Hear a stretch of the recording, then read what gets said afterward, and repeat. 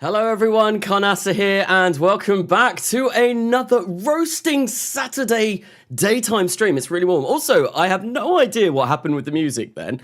I've got Rekordbox set up to just play that song, but it decided to auto-mix it into another song, which has never happened before, and I was a little bit confused. That really threw me off, but yeah, that was really bizarre. But hello everyone, welcome to the stream. What we're going to be doing today is making some more lunar base modules, because I've got the new system. We've got the lunar crane, which is actually behind the game paused menu at the moment. And yeah, so I thought, let's design some new stuff that we can fit into the moon base. I've still got a while before I need to go to Mars. I did Mars last week, and I thought, might as well do something for the moon this week. I was also considering looking into doing some sort of lunar space shuttle, because that's been really heavily requested from, obviously, For All Mankind did it, and people are saying, like, do a lunar shuttle, do a lunar shuttle. So I might have a look at doing that at some point, but I don't know. I'll see what people think anyway. But let's get some music kicking this off, so it's not just me and my monotonous voice over the top of this. And let's open up Kerbal Space Program and see what we have got going on here. So yes, this is the base, and as you can tell, it is incredibly laggy. There is nothing but lag. It's awful. I get, what, 6 frames per second here? 7? I'm getting an entire 7 frames per second at the moment. That's great, but yeah. Here we are at the Lunar South Pole Outpost with a heckin' lot of radiators to power the 2 nuclear reactors. We've got one on top there, and we've got another one tucked away in there somewhere. It is producing shielding, oxygen, water, liquid hydrogen, liquid oxygen, and just about everything that we need. We've currently got a couple of crew inside and a couple of crew inside the tank because, well, at the end of the last episode, this happened, and it has moved slightly. Just this whole base moves, and I'm not entirely sure why, but it's, yeah, it's very interesting. Kanasa, you need to make custom parts so you don't have so much lag. I can't use Blender or anything like that, though. It's something that I have never done. So that would take a really long time to get all of this put together. Are you going to rescue them now? What I thought I was going to do, just before I kick off, go in to start designing stuff, all that kind of thing. What I want to do is I want to see if there we go, we're moving. I want to see if I can somehow use this, the lunar gantry, the lunar crane module, to try and right the capsule, because the capsule, as it stands, if I can flip it up the right way, I can get the crew back up to a low lunar orbit. There's enough fuel in there to get to low lunar orbit. It's just, it's facing the wrong way at the moment, which is ideally, well, it's not really ideal. I've never used Blender 2 at one point. Yeah, I know, but that would take a long time to learn. And obviously, like, I'm always up for learning new stuff, but the amount of time that I put into these episodes and all of the streams and stuff at the moment, I don't really have time for anything else, and that's what I'm going to really focus on over the next few weeks. Obviously, I've now finished all my exams. I had my last one yesterday, so I've got a lot more time to start pumping out episodes, doing live streams, and I do want to try and stick to a schedule for these live streams. I want to try and make sure that every Saturday and Sunday I'm streaming 4 till 8 p.m. BST at the moment. This is so ridiculously slow. Look, we're moving 7 meters per second almost, and it's still painfully slow. This is just completely ludicrous. I think I'm going to retract one of these solar panels just so I don't break it attempting to do some kind of janky maneuver here. It's going to be pure jank. It's going to be bizarre. Right, so if we slow this down, and yeah, we want to get close to this, and I want to see if I can maybe move this like backwards and try and catch it under here and then use that to right the capsule, right the lander. I don't know if that's going to work. Kanasa, you have a whole summer now. Exactly, I do have a whole summer, and if you really want to know, like, to put the last episode together, I spent all day, pretty much all day, Monday, Tuesday, and Wednesday filming it. Thursday, editing it, and then Friday morning, in fact Friday after my exam, I did the voiceover. So it took like the entire week just to get that one episode out. And that's how long the episodes do take, because obviously there's a lot going on. There's a lot of behind the scenes stuff as well that I have been doing, especially for the last episode. Like, there was a lot of different lunar modules that have now been attached that I have been trying to put together. So we're going to come round. We're going to bring this round nice and slowly at about 3 frames per second. Yes, this is glorious. This is how Kerbal Space Program was meant to be played, at absolutely shocking frame rates. I mean, it's not hard. How can you control the craft in such low frames per second? That's such a big control delay. I mean, it's really easy to control. This thing is, it moves very, very, very nicely. So that does help. It's got 4 tank treads, which basically mean it is very, very highly maneuverable, which is nice. I think I've put away the wrong solar panel. Oh dear. So I want to get underneath this. I want to see if I can get this gantry section here, like the top bit of this, underneath that capsule, right? And then use this to hopefully lift it up. Now, I've got to remember my infernal robotics controls, and I don't want to go so fast that I'm going to smash the solar panels. But I think this might be possible. It could be possible. And we'll have to see. So I'm going to stick the brakes on now, and we're going to attempt to lower this. And I think I set it to action group 6 to lower it. Nope, that looks like it's going up at literally 6 frames per second. Can I say, I don't know if it's just me, but honestly, I would watch you rambling on for 4 hours uncut KSP gameplay, pre-recorded and premiered with you just in the comments replying to us.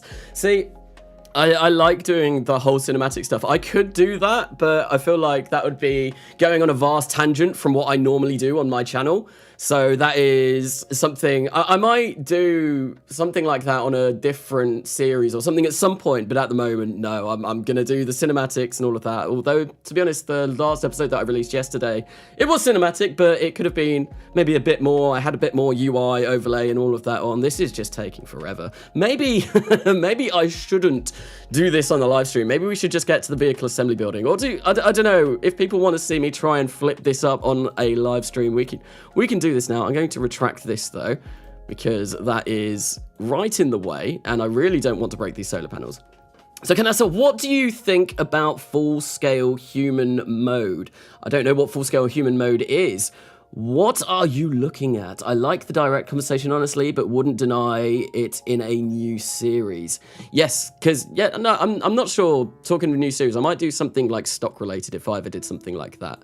Because, I mean, I'm really tempted in starting a stock series when 1.12 drops, because obviously 1.12 is going to be the last ever update for KSP, which is kind of sad, and it's kind of nice at the same time, because Squad are moving on to help with KSP2, I believe, or that's what I have heard. I'm not sure if this is going to go low enough to fit underneath this. This might have been a complete failure, but we'll see, we'll see.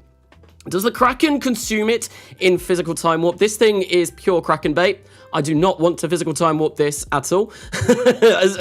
as much as I would love to make this speed up this process, but no, the Kraken really, really, really loves this thing. It has a very affectionate relationship with it. Yeah, we can't get any lower than that. Okay.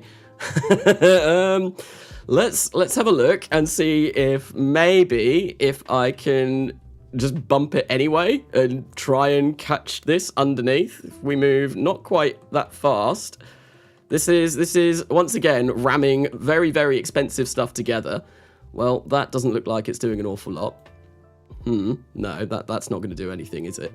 I might be caught on the solar panels, actually. Let me retract the solar panels from this module, or the lander even, and we'll see if I can do anything about that. So Canassa is something that I work right now to fit RO capsules.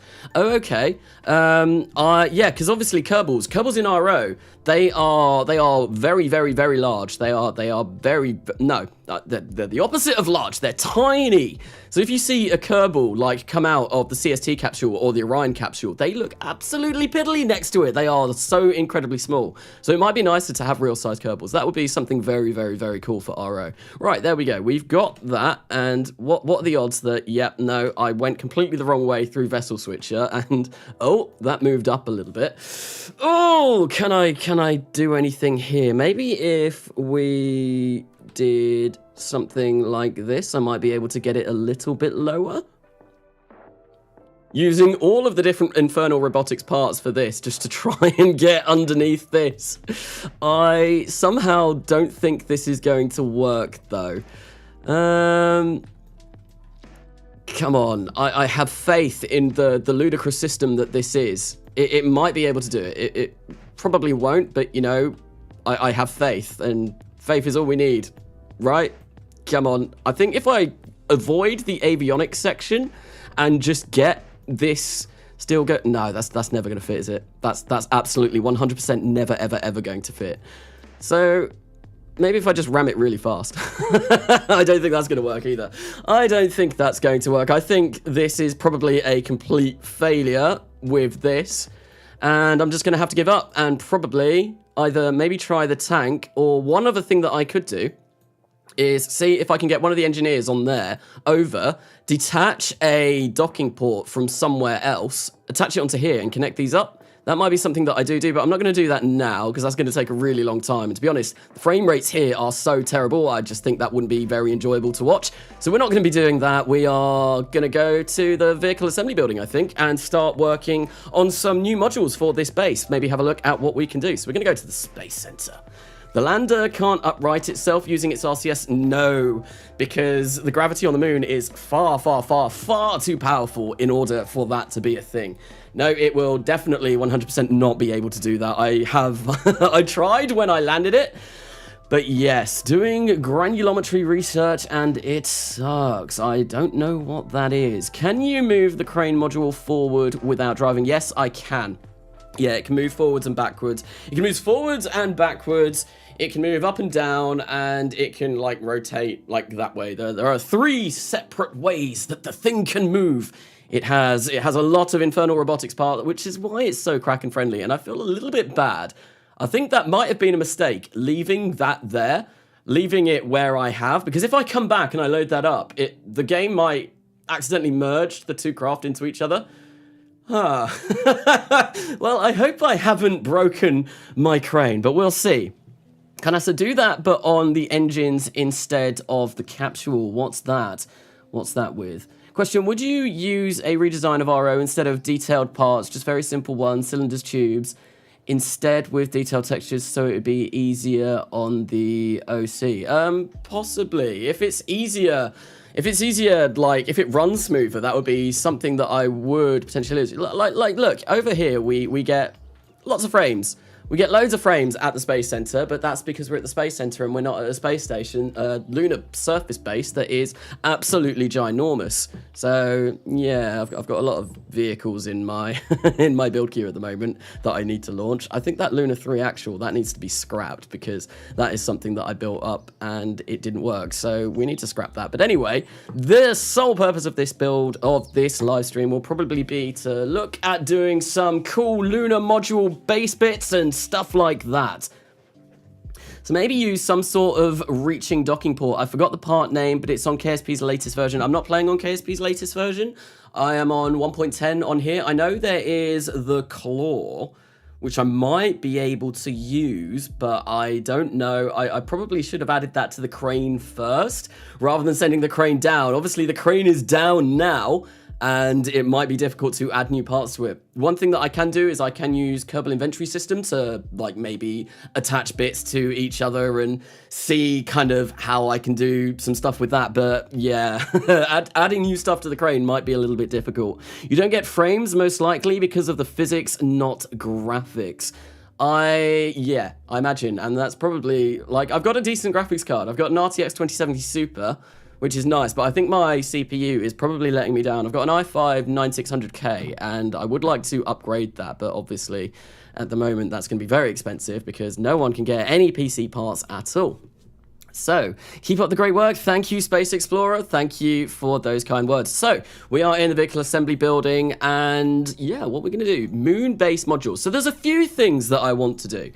There are a few new things that I want to include on the lunar base, and one of them, if I come looking in here, if I come to Kerbalism, where is all of the Kerbalism stuff? So resource module, might be module, configurable. I want in situ life support, maybe. Is it in here? I'm looking for the greenhouse because someone said there is a greenhouse with Kerbalism. And that way, if I get a greenhouse down, let's turn Discord on Do Not Disturb because I'm getting messages up from there. Let's turn this off quickly. Okay, I'm just going to quit Discord. Straight out of Discord. And then that way I won't get any notifications from Discord, hopefully. So, right. Yeah, no, there's a Kerbalism greenhouse. And that is kind of, yeah, exactly what I want to do. I want to see if I can produce food in situ. So that's an observational module. I think it's not configured to RO, but I mean, there are workarounds for that. It might be something that says it's not configured, but I still might be able to use it. So we'll have a look. So yeah, non-RPO or RO, but what does it actually do? As long as it's not really anything that can't be used, or does it just not do anything with RO Kerbalism? That might be a thing. Bonus plants, experience management, habitat, temperature, radiation. Yeah, I don't think this actually does anything in RO with RO Kerbalism. So habitat enabled. Yeah, no, we can't produce food. There is no way that I can produce food on the base, which is a bit of a shame. Man, it's Discord. Even after deleting it, you still get notifications. Yes. So when I was filming the last episode that released yesterday, I was going through it and I was going in editing it, and one thing that kept popping up, I kept getting Discord notifications in the top left corner, even though I had Discord on Do Not Disturb and I had OBS set so that it shouldn't be filming any overlay on my game. But no, it just kind of, both of my backups failed, and yeah, that was a bit of a shame. Right, so I can't do a greenhouse, which is sad, which means I can't produce food in situ. So I'm going to have to ship food over all the time, which is a bit of a shame. But oh well. What else am I going to work on? One thing that I do want is a new system of storing hydrogen and oxygen, because at the moment there really isn't an awful lot of storage for hydrogen and oxygen, and I also want some new modules that are going to be capable of providing electrolysis. Now that is something that I can definitely do, and I think if I go into life support or Kerbalism, so what I've got at the moment, I believe, is it this chemical plant? I can't remember. Or is it ISRU? No, it's ISRU, this big, ugly looking thing. So we've got 2 of these on the Lunar South Pole outpost already, but I want an additional 2. So I can't pick that up with Alt because it's the root part. That's a bit of a shame. So yeah, if we get another couple of these, that will... Oh, come on, there we go. Much, much, much better. So I can configure this, and what I want is water electrolysis, I believe. Can I get that on there twice? I can. That might be better. I don't think there's anything else that I want on here, so I can have a look through. So we don't really want to produce hydrazine. I'm not even sure if we can. So ammonia, nitric, no. We don't want to produce NTO. We don't want to produce ammonia. Anything else that I could possibly want here? Regolith, and we make oxygen. That costs a lot, though. No, we're not going to be spending 57 electric charge a second to produce a very small amount of oxygen compared to water electrolysis. I feel like that is for, say, a base that you don't have where there is no water in the ground. So if I run maybe a couple of water electrolysis on one, and then we can do the same on another. So if I configure this and do exactly the same thing, then we've got an additional 4 sections where I can run electrolysis, which will give me a lot more hydrogen, oxygen, and water. Basically, I want to set this up. I want to set this up so that it produces so much hydrolox, so much liquid fuel, essentially, that I can just have something in low lunar orbit that we can refuel all the time. I've got a kind of shuttle system that I send to and from the moon. It's going to be great. Kanasa, do you have launch pad on the moon base? No, I do not. I don't have extraplanetary launch pads or anything like that in this save. I don't think they work with RO, but I might be mistaken. So that is something that, unfortunately, I'm not able to do at the moment. So we've got these. This could be an entire module in itself, essentially. How much does this weigh? It's 5.6 tons. Okay.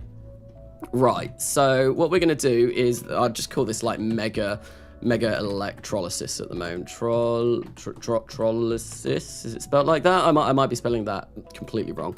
But yeah, no, I think this can produce 4 times the amount a single one that I've got on at the moment can do, which is going to be absolutely fabulous. There we go. We'll put that way.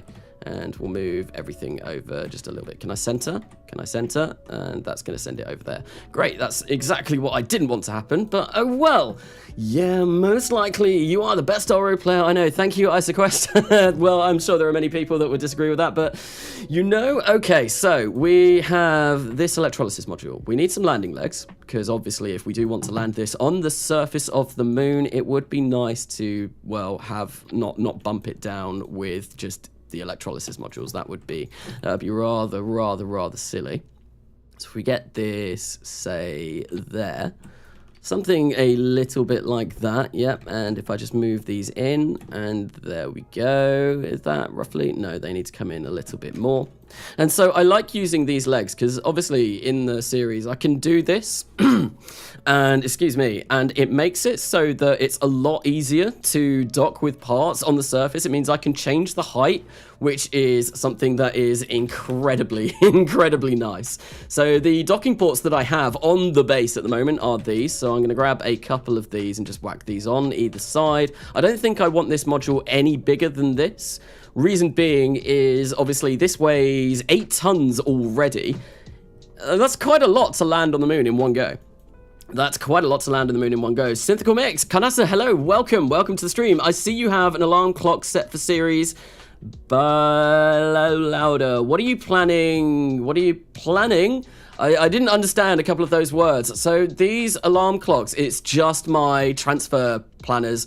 I basically go through every so often I get to my transfer window planner and I create all of the transfers to the different planets. I've only got Ceres Mars and Mars again at the moment, so it's pretty limited at the moment, but that way if I do want to send something over, I know the date that I do need to send it, and it just really helps. So that's why I've got that. Right, so this is going to produce water and oxygen. No, this is going to take in water, and it's going to produce oxygen and hydrogen, and currently we don't have anywhere to store it, but that's not really an issue.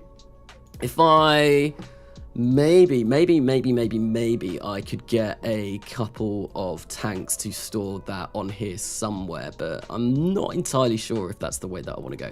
I do want a docking port on the top though, because as we have seen with the lunar crane, well, that is going to be the new method of moving all of these parts together. So if I grab a docking port propellant only and we whack that there, try and get that central so it moves around rather nicely. Is that as central as it can possibly be? I think there.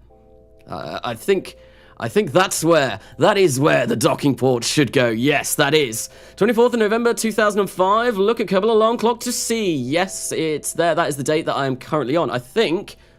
Yeah, because it was the 20th of November that I sent off the crew, the first ever crew to the moon, and they failed absolutely spectacularly. It was terrible.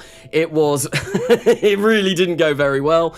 They ended up on the surface of the moon, and they are stuck there at the moment. Right, so we've got a docking port at the top. That is fabulous. I need that there just so that I can connect it to the lunar crane. That is what we are going to want. And the next thing that I'm going to want to do, I feel like maybe having some supplies, some tanks for hydrogen and oxygen on the side of here will be smart. So to do this, we are going to need a service module. So I'll place a couple of these on. EditorExtensionsRedux is saying no at the moment. There we go. We can do something. Are you quite all right? There we go. We'll do something like that. And whack that up to service module 4 and make this a little bit bigger. And maybe, no, I'm going to make it a fillet cylinder. Fillet cylinder is, yeah, what I want. We'll have a nice big tube full of hydrogen and oxygen on the side. And then that way, this will produce the hydrogen and oxygen. And elsewhere in the base, what I will do is I will set up somewhere that will be able to convert this hydrogen and oxygen into liquid oxygen, and then we'll have, well, liquid oxygen and liquid hydrogen, and then we will have somewhere to store that as well. So Did you miss me? Hi, Carnassa. I hope so. Hello, Sally P. Welcome to the stream. So I was just thinking about doing a Juno Express on KSP. The issue I have with Juno is the atmosphere gravity, so you need an orbiting module. So yeah, Juno, as is pretty much the case with Mars as well, I believe, Juno is terrible to try and land on because it's obviously got such a thin atmosphere. The parachutes are really, really kind of bad. It's hard to slow down using the atmosphere, which is never fun. I'm gonna color these in white because the rest of the base is, oh no, I think I actually preferred the shiny look for these. Yeah, it's the same as Mars. Like, it's hard to slow down and then you're traveling, so you have to land propulsively. At least you have to have a little bit of propulsion to land, which is never fun. So what we're going to do is we're going to open up the tank UI, come into here and make sure that this is taking... I want to remove half of that. How do I set it so that I only do half? So I can't be bothered to work this out in my head. Hang on, let me get a let me get a calculator up and see what half of 549,778 is. If I get one up on my phone real quick, 549. What was it? 778 divided by 2. Always have a calculator on you when you play RO. It's very useful. Now, I've not got mine on me at the moment, so that is going to be 274 and 889. There we go. We can update that, and then what we can do is find hydrogen somewhere else. Where am I looking? Hydrogen, hydrazine, helium. No, that's not what I want. None of those. Hydrogen. There we go. So we've... oh, it's because they're different densities, isn't it? Yes, obviously hydrogen is a lot less dense than oxygen, so we're going to be getting a lot more hydrogen than oxygen. That was silly of me to think otherwise, but yeah, and what we'll do is we'll empty those out because we don't want to be shipping all of that liquid, not even liquid, hydrogen and oxygen over to the moon. No, that would be a very, very bad idea. So, yes, none on my landers. My parachutes never have time to deploy fully, so I have to jettison it and spend more fuel landing. So yeah, usually, well, whenever I've landed on Mars as well, unless on RO, you need a ginormous heat shield in order to slow down in the atmosphere, or you need to slow yourself down with an engine, or, yeah, basically, those are the two methods that I have discovered so far, anyway. Giant aerodynamic block that is going to stop you, that's going to slow you down as much as it possibly can, or engines. And then in Mars anyway, Mars or Juno, you do need an engine to land because you can't really get parachutes that are strong enough to land. Right, so, okay, that is hydrogen and oxygen done. Is there anything else that I want on this module? I suppose I could put a couple of additional tanks like on the side here, have them come around, like 6 of them for water storage, which might be smart, maybe. I want these to be balls. We'll make them balls like this, and they'll be 1 meter in diameter and something like this. And this isn't going to be able to store much water, but it'll be able to store at least a little bit. And hopefully what I can do is get these to be roughly equal, because that would be fantastic, and then we don't have to really worry about our center of mass when I design a way of landing this onto the surface of the moon. I think that needs to go in just a little bit. Something like that, and that looks like it's fairly similar. Right, okay, so we're gonna go... I think I might make these foil, actually. And yeah, I like the foil look. Obviously, that insulation, it's lovely. You want a bit of insulation on your storage tanks, so we're gonna make those foil as well. But I think I'll leave these as plain metal. I might color those in a different color. I wish, but I am on vacation away from my computer. Oh, is that who's playing KSP right now? I'm not playing KSP. No. This is Mobile Space Program. No, I don't know. No. I am playing KSP. Obviously, I'm playing KSP. Right. So, fuel tanks. Now I need a way of landing this on the surface of the moon. And ideally, what I want to do is probably something very similar to the radiator setup that I've been landing. So that has a couple... I don't want service modules because they are going to be way too heavy. I need to change those so that they also carry water. That is something that is going to be crucially important. What we want is we want some integral structure tanks that I'm going to place 2 of roughly around here.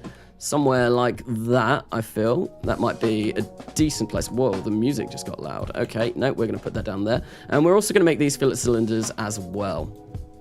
And what I want to have in here is MMH and NTO, and we're going to use Super Dracos to land these, and I'll put the good old RCS systems on here as well, so I have control over this when I am going to attempt to land it on the surface of the moon. Because having control is always a nice thing. You don't want to go smashing into the surface of the moon because your craft is pointing the wrong way up. I also need avionics, and I probably will put a set of avionics under that at some point, but that's getting ahead of myself. Okay, so we are going to make this, and this is no, fill its cylinder.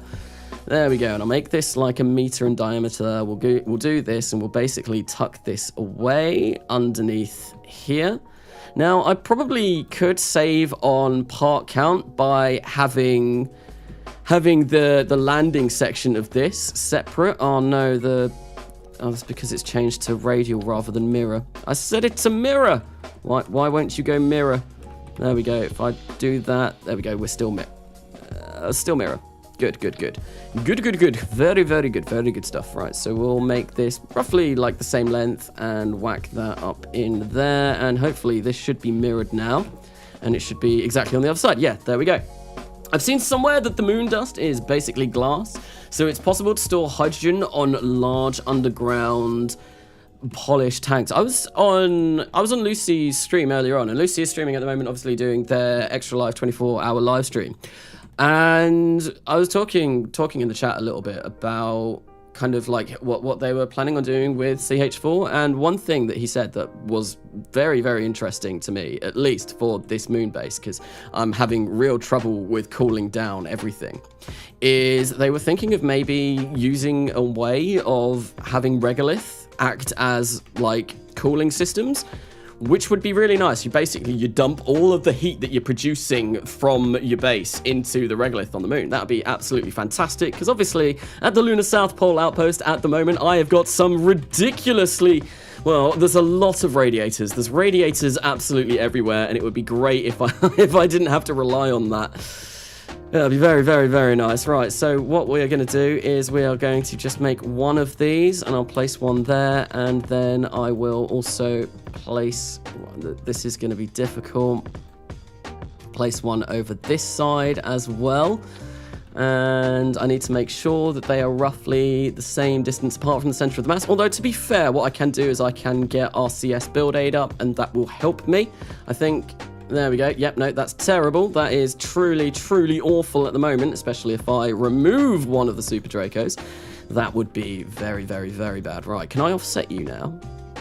Okay, you're not gonna... there we go. If we go there, that looks promising. There we go.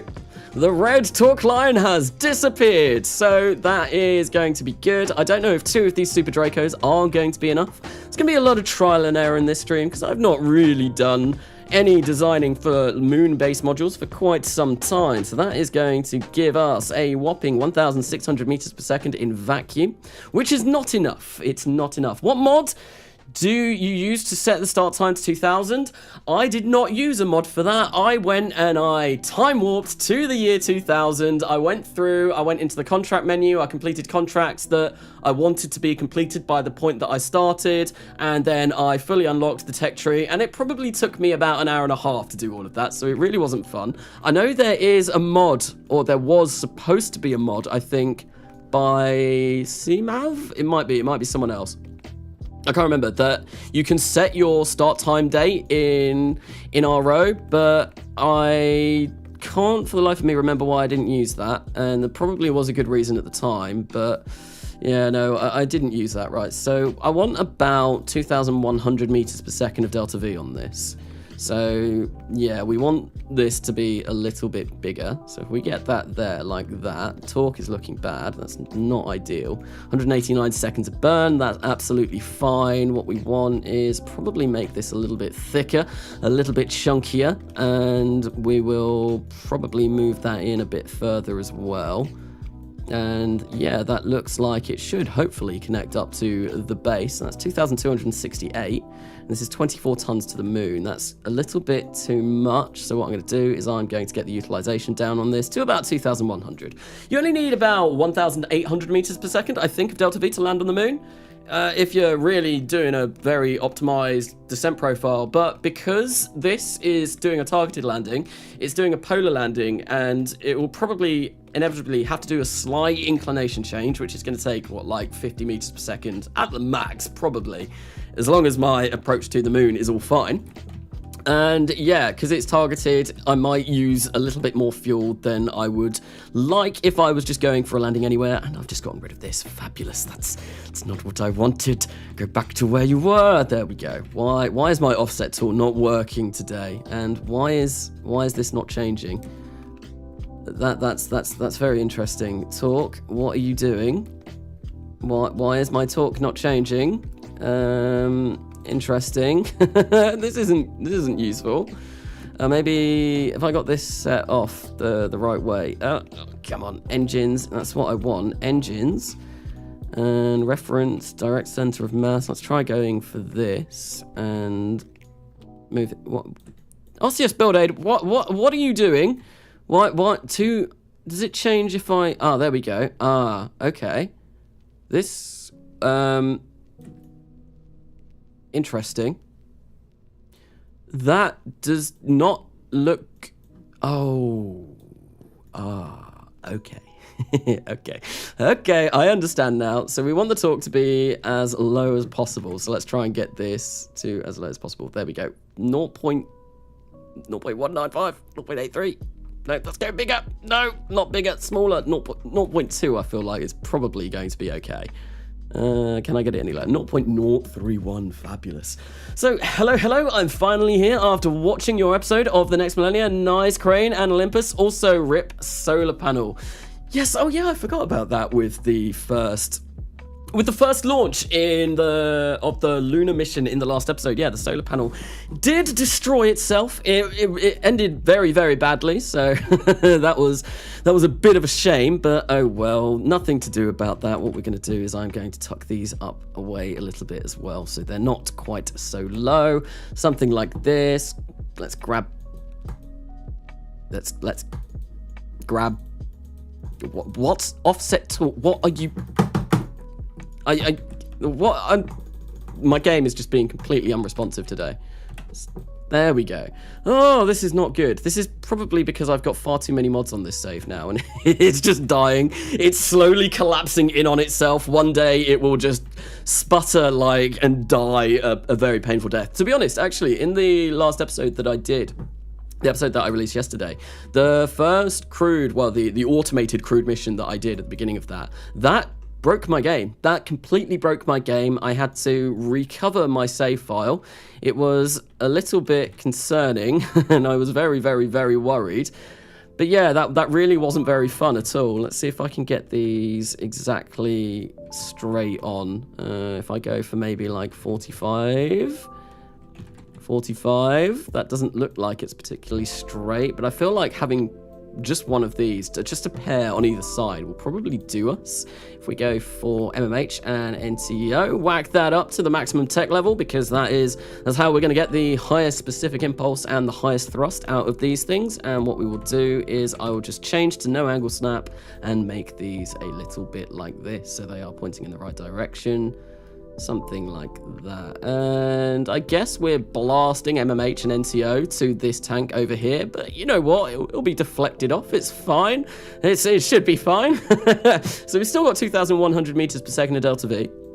We've got everything pretty much that I need. The only thing that I'm missing is avionics, and this will be a new super mega electrolysis module for the base, which is going to be very nice. It means we're going to be able to produce lots of oxygen and lots of water. No, not water. We're going to be using lots of water. We're going to make lots of oxygen and lots of the other stuff. Hydrogen, yes.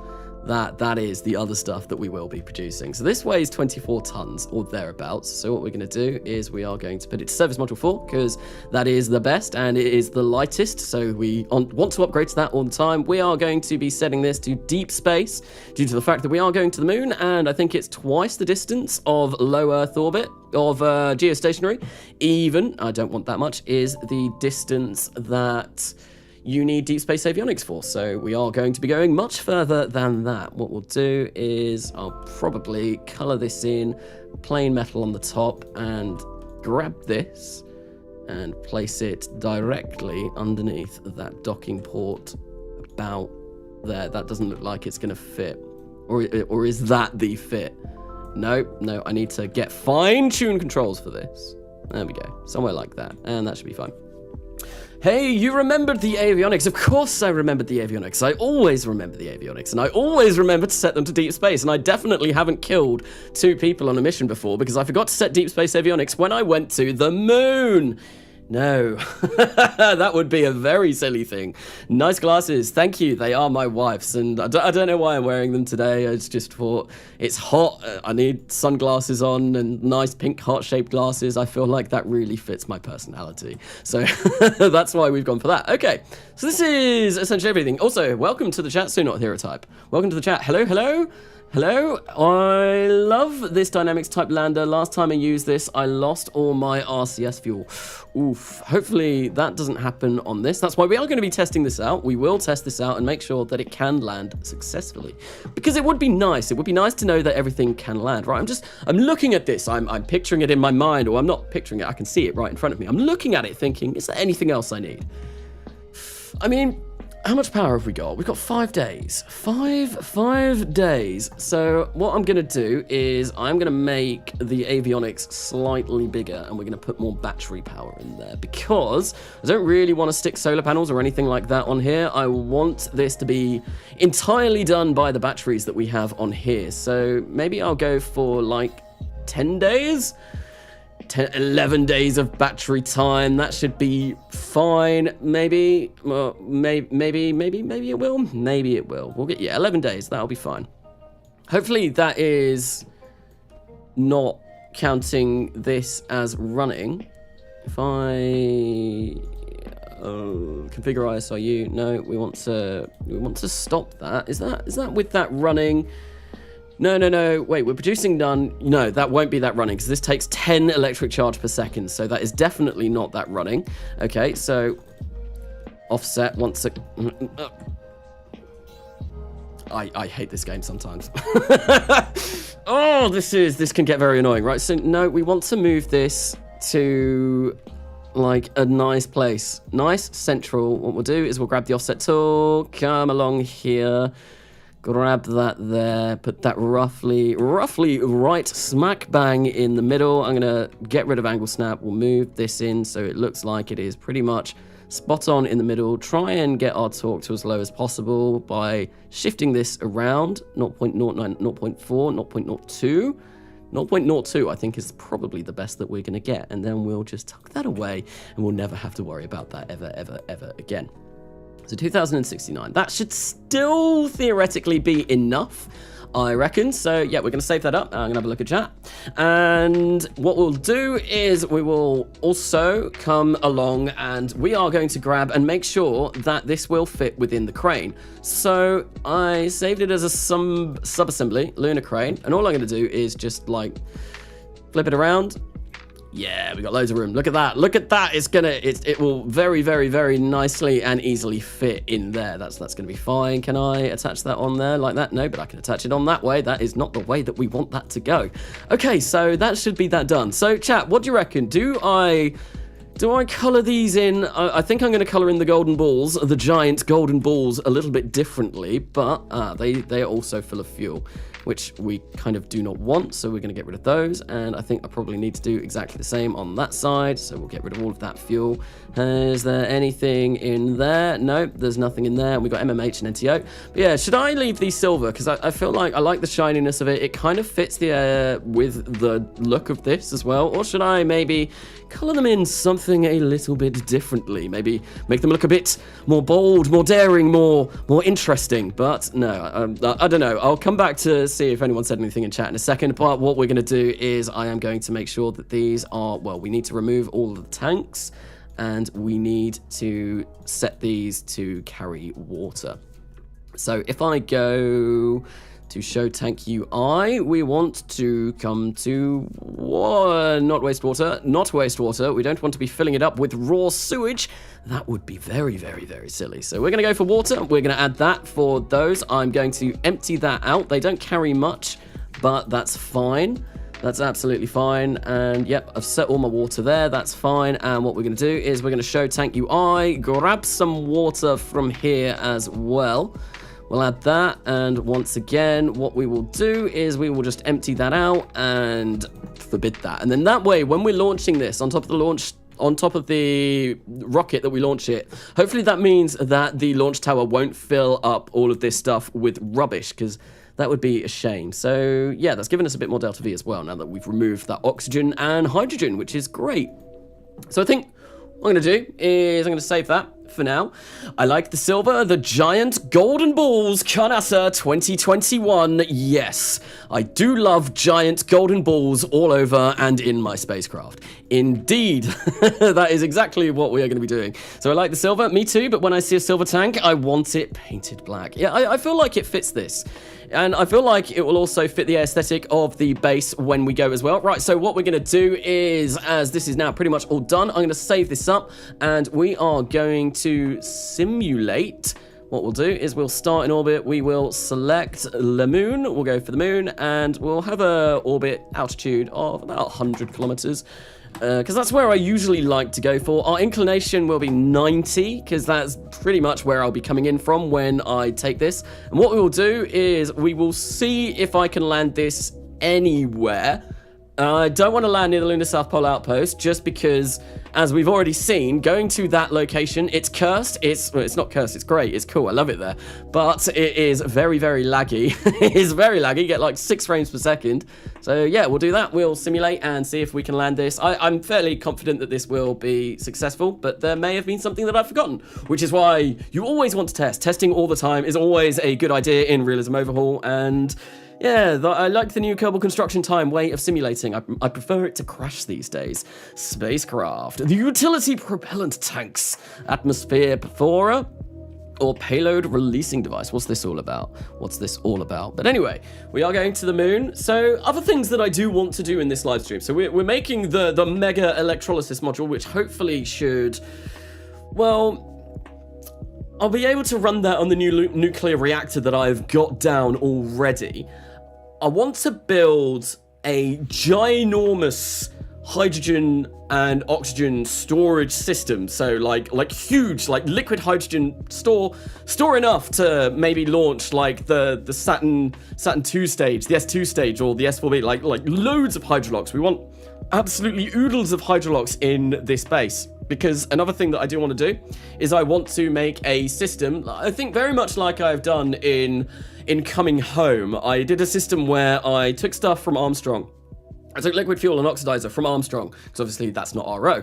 I want to, and then I took it to orbit and brought it to my space station.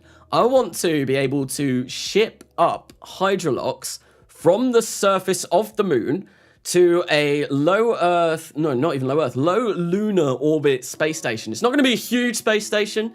It'll probably have enough room for like 3 crew, but I want it to be basically a fuel depot, so that when I send people to and from the moon, what we can do is we can refuel them constantly from hydrolox that we have produced on the moon. It's going to be something very, very, very nice, and it means that hopefully I should save on a lot of costs, and it's all reusable. And potentially, maybe even far away in the future, what we could do is maybe launch from Mars, although I don't know how much Delta V that's really going to save, if any. But it could be that we do like a fuel depot around the moon. Eventually, far in the future for this series, a fuel tank, kind of fuel station around Mars. I feel like that would be very cool. And yeah, that's kind of where I want to go with the base eventually. Right, so I'm going to turn on this because we can barely see anything at the moment. And I could attempt to land this myself, or we could just get MechJeb to do it. What do people reckon? Shall I try and land this myself, or do we get MechJeb to land it for me? Bearing in mind, if I'm going to land this, I won't be able to talk as much because I will be focusing on landing this. If I get MechJeb to do it, I can natter away and just talk absolute rubbish whilst this happens. But we'll try and get to the light side of the moon anyway. And I'll see. I want to believe. What do you want to believe in? Or maybe the world's largest computer. Land and talk. We believe. MechJeb. So not the hero type. You are very, very, very much outvoted. So we are going to do probably MechJeb. I might do a actual, like, I'll land something myself at some point in this stream, because I feel like we're going to be doing lots and lots and lots of lunar landings, so I will try and land something, but at the moment this is, yeah, we'll get MechJeb to do this, and because we're using the Super Dracos, MechJeb likes those, because they've got unlimited ignitions, and they are quite deeply throttleable, which is always very nice. How long do we have to burn? 203 seconds. Okay, so landing guidance, I probably want to set this at about 3 meters per second, and we will extend the legs of this out to maybe about 30, just so we've got a bit of wiggle room. We don't smash these tanks when we attempt to land. Go for 30 on that side, and that should be good. Right, MechJeb, hold on. I got to ban a few people real fast. So not the hero type, don't be banning people in the chat, please, just because they disagree with you. This is not how democracy works. This is clearly a democracy here over on the live streams. Okay. That is not the right way. No. That we need to find the avionics and I need to flip it. Okay, control point forward. No, control point reversed. There we go.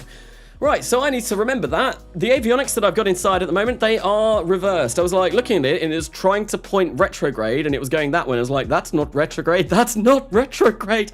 Don't do that. You'll burn away from the moon. You'll do the opposite of landing. You'll yeet me back to low Earth orbit, potentially.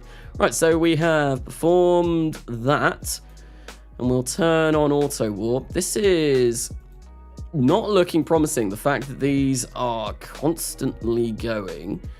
Was that because of the burn? That very well might have been. I'm going to have to pay attention to this when it tries to fire up the engines again. Is it going to spin us round in a direction that I don't want? Yes, it is. Okay, so, well, that's already something that's a little bit wrong. So what we're going to do is I'm going to go back to the vehicle assembly building. And we're going to fix that. I don't know why that is, because the talk said that it was all good, but apparently not. Hey, please play Space Flight Sim. I've never heard of that. I'm not sure. Space Flight Sim? I know there's, like SFS, that's the mobile game. I think I've got that on my phone, and I tried it for a little bit, and I just really didn't enjoy it. It's just, I don't know, I just couldn't get into it. Maybe. Are they Deep Space Avionics? Asking for a friend or two. They are indeed Deep Space Avionics. I did talk about that earlier on. I wouldn't be so silly to forget Deep Space Avionics when we go to the moon and accidentally kill 2 crew, because I had to sacrifice them in order to get another crew member home, and then unfortunately forget to arm the parachutes when I get home, and they go crashing into the Pacific Ocean at about 100 meters per second. Yes, no, that was a very terrible time. A very, very terrible time. So if let's just go off the center of mass instead, rather than the DCOM.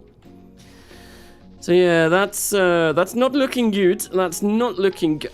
I pressed 2, damn it. Why are you doing this to me constantly today, game? What is going on? Why do you hate me so? Why do you hate me so? What is going on? Right, so 140 torque. We want that to be as low as possible yet again. So if I go on the center of mass rather than the DCOM, I might get a bit of a better result from this. If we go, this is very funky music. I'm enjoying this. Right, we'll go that there, whack that up there like that. And I think what I will also do, I will get an additional set of these RCS thrusters, because they are very weak. They didn't seem to be moving us around very quickly, and I would rather have a bit of urgency rather than just this. And maybe what I could do is, where can I throw RCS where it's gonna do a good job?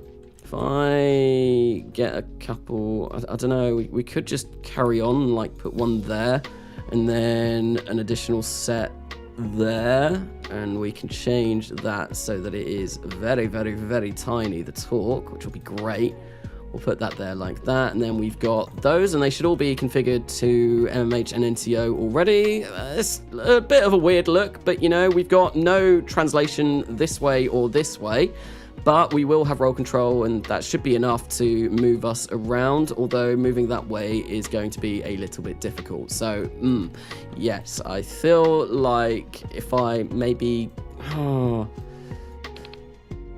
You know what I'm going to do? What we're going to do is we're going to do something like this, maybe. And we'll get a couple on the underside here, and we'll get these so that... Yeah, we'll grab these and try and make it so that our torque is looking very, very nice. So if we go 0.01, I mean 0.009, 0.007, is it going to go any lower than that? No, I think 0.007 is the best. So we've got a bit more control over this now. This is probably not the ideal RCS configuration, but at least we've got, like, things shooting in every direction. I suppose I could maybe put a couple on there, but I don't really want to use that many. And to be honest, actually, you know what I'm going to do? Yeah, I don't want this many. We're just going to place one here like this, and try and get this so that, once again, the torque is minuscule. So this needs to be a bit further over this way, apparently. 0.07, that is looking a little bit bizarre. That is all the way over there. Okay, but I'm going to go with it. I'm going to trust the readouts. Is there something that's been full up in one of these? Or have I just built this so incredibly badly that I don't know what's going on? Hello, Spyros. Welcome to the stream, Moonbase. There's never enough RCS. What am I doing? Yes, I am doing some new modules over to the Moonbase because I've got the new lunar crane and I want to add some, I want to throw more stuff at that Moonbase and make it bigger, make it ginormous, make it so big that when I get there that the frames are going to make me cry for days. So that's what we're doing. We're sending more modules down to the Moonbase. Okay, that will give us a little bit more control. What is our Delta V looking like? We've still got 2,100. Okay, with that being done, it's time to go back to the moon, and I'm going to set that. Yeah, we'll do all of that all over again, and hopefully this time we shouldn't go all over the place and really go, yeah, no, this should be a little bit more easily controllable. We might be able to control this a little bit better, which would be very nice. Finally, someone said my name correctly. Yo, where are the likes, people? Thank you, so not the hero type. Obviously, the resident hype person for these streams. Thank you for always coming along and being like, yo, my dudes, where are the likes at? I've lost my drink. Here it is. So Canassa, you look sus. Kerbal, gonna watch your most cursed rocket ever video. Do I look sus? God, that video was a while ago now. I think that was like 2-3 months ago. I can't remember. Yeah, it was a while ago. It was 2nd of April I did it because people were like, why are you uploading a video like this the day after April Fool's? Why didn't you do this on April Fool's? Well, that's because the image that I took for that video, it was released on April Fool's. So it took me a little while to get the video all together. It took me a while to get that video together. Have I ever tried Simple Rockets 2? No, I have not. I've heard about it, but I've never tried it. Rip Ellen Cox, James Peters, and Bonnie Ellis. Indeed, yes, that was what I was talking about when I forgot the deep space avionics earlier on in this stream. The avionics! What about the avionics? If you're referring to the fact that I didn't flip them upside down again in the vehicle assembly building, it's because I couldn't really be bothered. I might go and do that. I might change that anyway, and not now. I'll just remember to reverse the avionics for this time. I haven't caught the stream in a while. Is Egg still funny around here? It's been a while. Hello, Space12. Welcome to the stream. Welcome to a Next Millennia stream where we're just basically going to be throwing together some kind of concept ideas, some wacky things that we're going to be sending over to the moon and stuff like that. Yeah, it's going to be just all focused on the moon base today, I believe. Tomorrow, I will be streaming tomorrow again. I think the same time, probably about 4 p.m. till 8 p.m. doing early RP1 yet again, because that is just what I'm trying to set my stream schedule up at the moment. Obviously, I had a long period of time where I wasn't doing anything, but that is due to the fact that I had exams and all of that, which are all done now. Let's find those avionics. We want to flippity flip these so they are reversed. And what we will do is we will time warp this ahead until we're on the side of the moon that has the sun shining over us, so we can see this glorious thing land somewhere nice. Yeah, we're just gonna start this up straight away, and hopefully this RCS, even though it looks a little bit janky, we've got some over here, but this should make this so that our 2 Super Draco engines fire directly through our center of mass, which will be nice. And yeah, there we go. This is fine. This is fine. Everything is going well. And now we're going to auto warp. I do need to remember to turn off auto warp before we get basically land, because MechJeb landing autopilot really doesn't like limited ignition engines and engines that spool up, so I am gonna have to turn off auto warp at some point. Egg, yes, egg gang, egg in the chat. It's been a while since I've done anything egg related in the streams. I think, yeah, probably there was a few times where I talked about egg and stuff like that on Minecraft streams, but I think the Titan orbiter and landing device was the last real eggy thing that went on in the streams. I should probably pay homage to that in this series and make some sort of egg-shaped thing at some point. It will be something that I do at some point, potentially. And I was taking a look at doing some kind of lunar shuttle kind of thing earlier on, maybe, earlier on today. And yeah, the design that I got did have a bit of an eggy shaped head, which was a bit weird. Evening Carnassa and chat, evening Siren001, welcome to the stream, Land a golden egg next to the moon base. That will be pure homage to the Titan orbiter and landing device, or the original egg, because that was gold. It was gold and very, very shiny, and yeah, it went all the way to Titan and landed something on the surface, which was very nice. The Egg 2, Electric Boogaloo, the Egg 2, the Eggening. So I'm going to twist this round this way because I like to land. Oh, do I want to land this way, or do I want to land, like, say, with the legs facing the other way? I'm not entirely sure, but we'll go with this. I'll raise these up to 30 again, due to the fact that it would be nice to have a little bit of clearance from this, because obviously, yeah, I don't want to be smashing these tanks into the ground at 3 meters per second.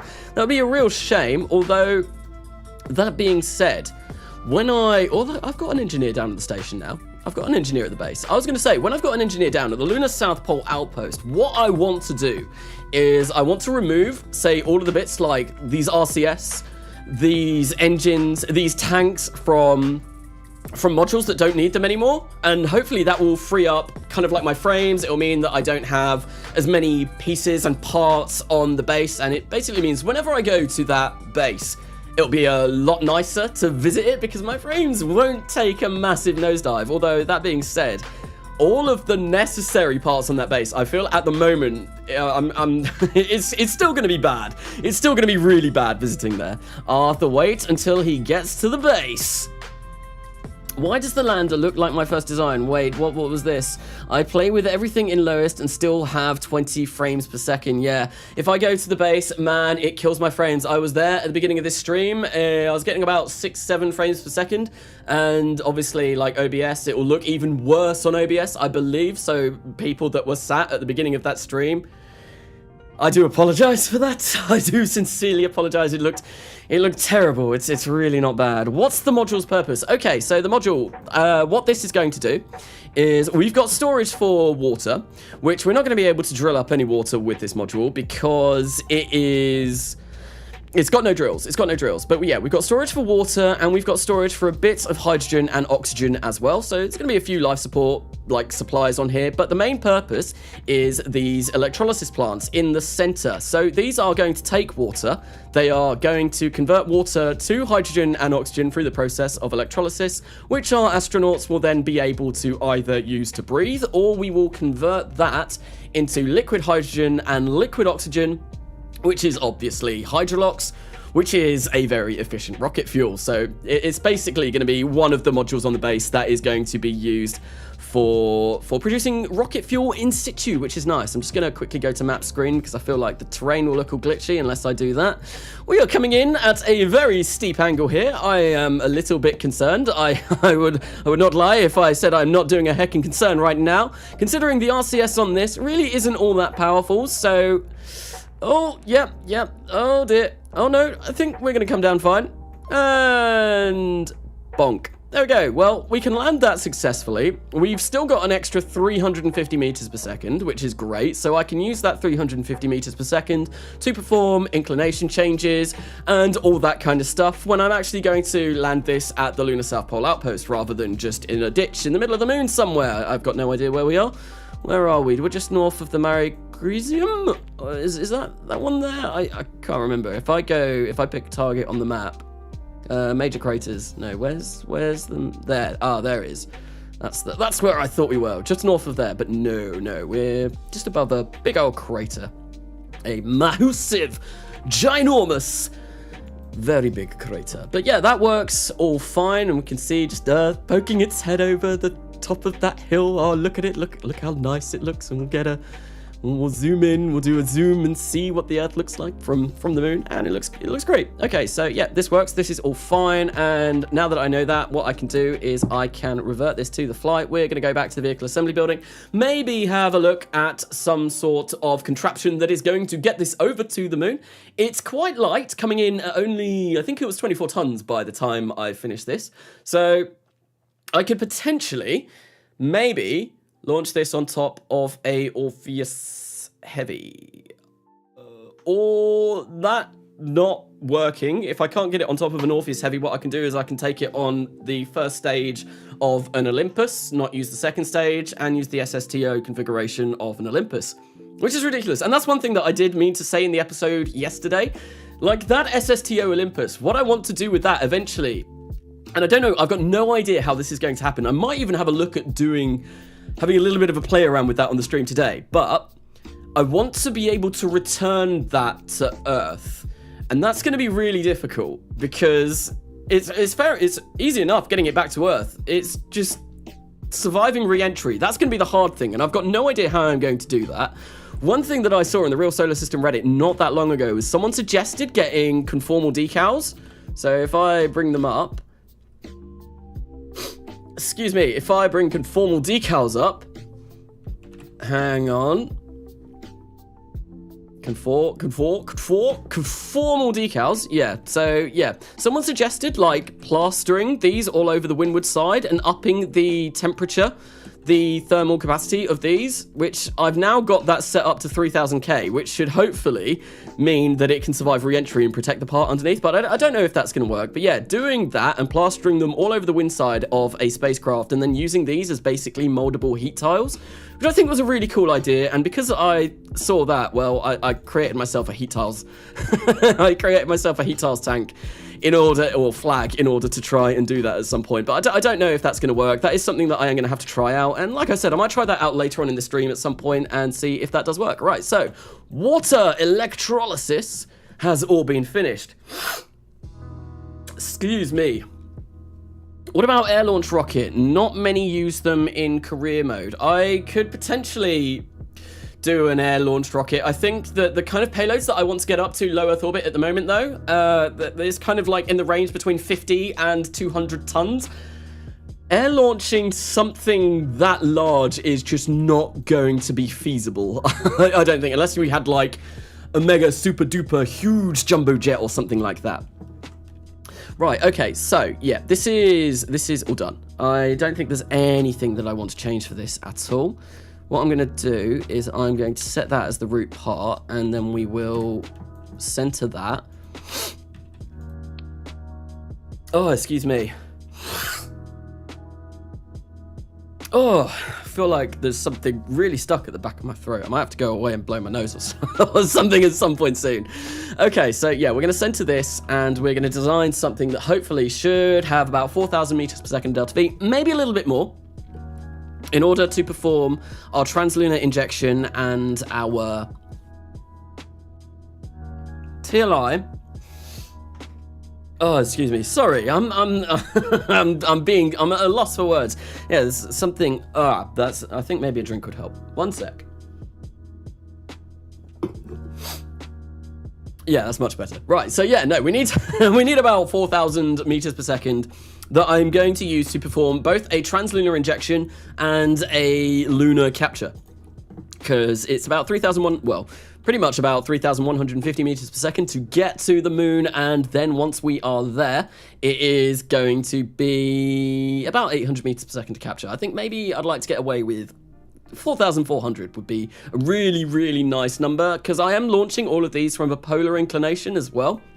I'm not sure if that's readily apparent in the episode, but because I'm at such a high latitude in Earth, I'm launching from the UK, so what I need to do, in order to get an encounter with the moon, I launch at a specific time of the day, I launch polar, I eyeball it, and then, yeah, it can mean that my translunar injection is a little bit more expensive than usual, which is why I like to have a little bit of wiggle room when I'm doing stuff like this. Right, so we are going to make that maybe...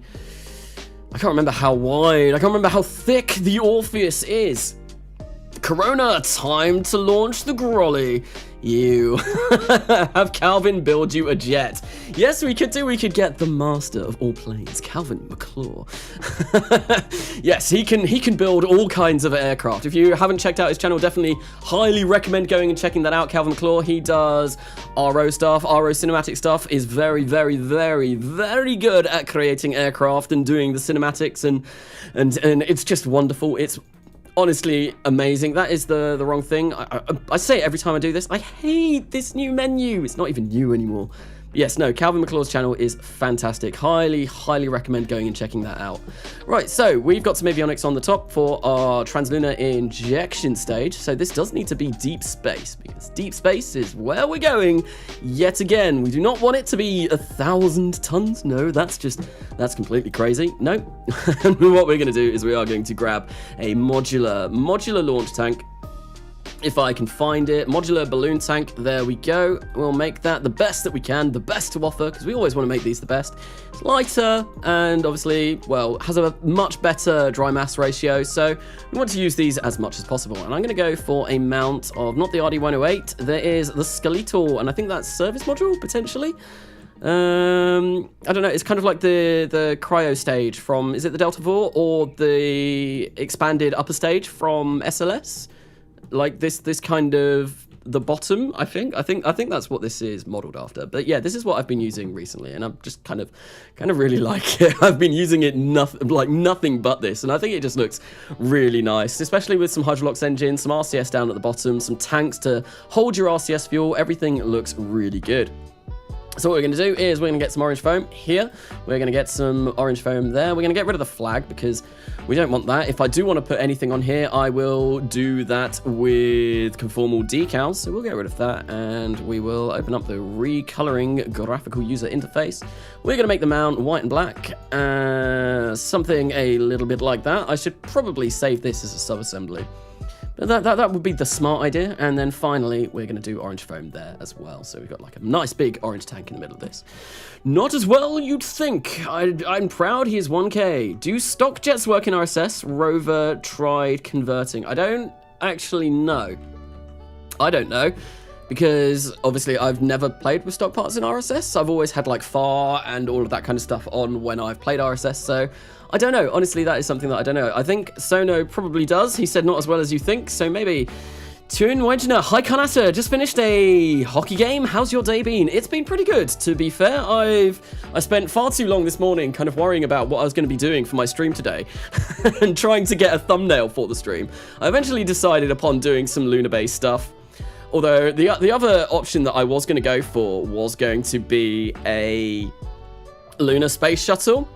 And I didn't go for that just because I didn't really know if I could get all of that done. And to be honest, I need this lunar-based stuff done before I focus on a lunar space shuttle, because in order to make it work, I need to refuel it in low lunar orbit.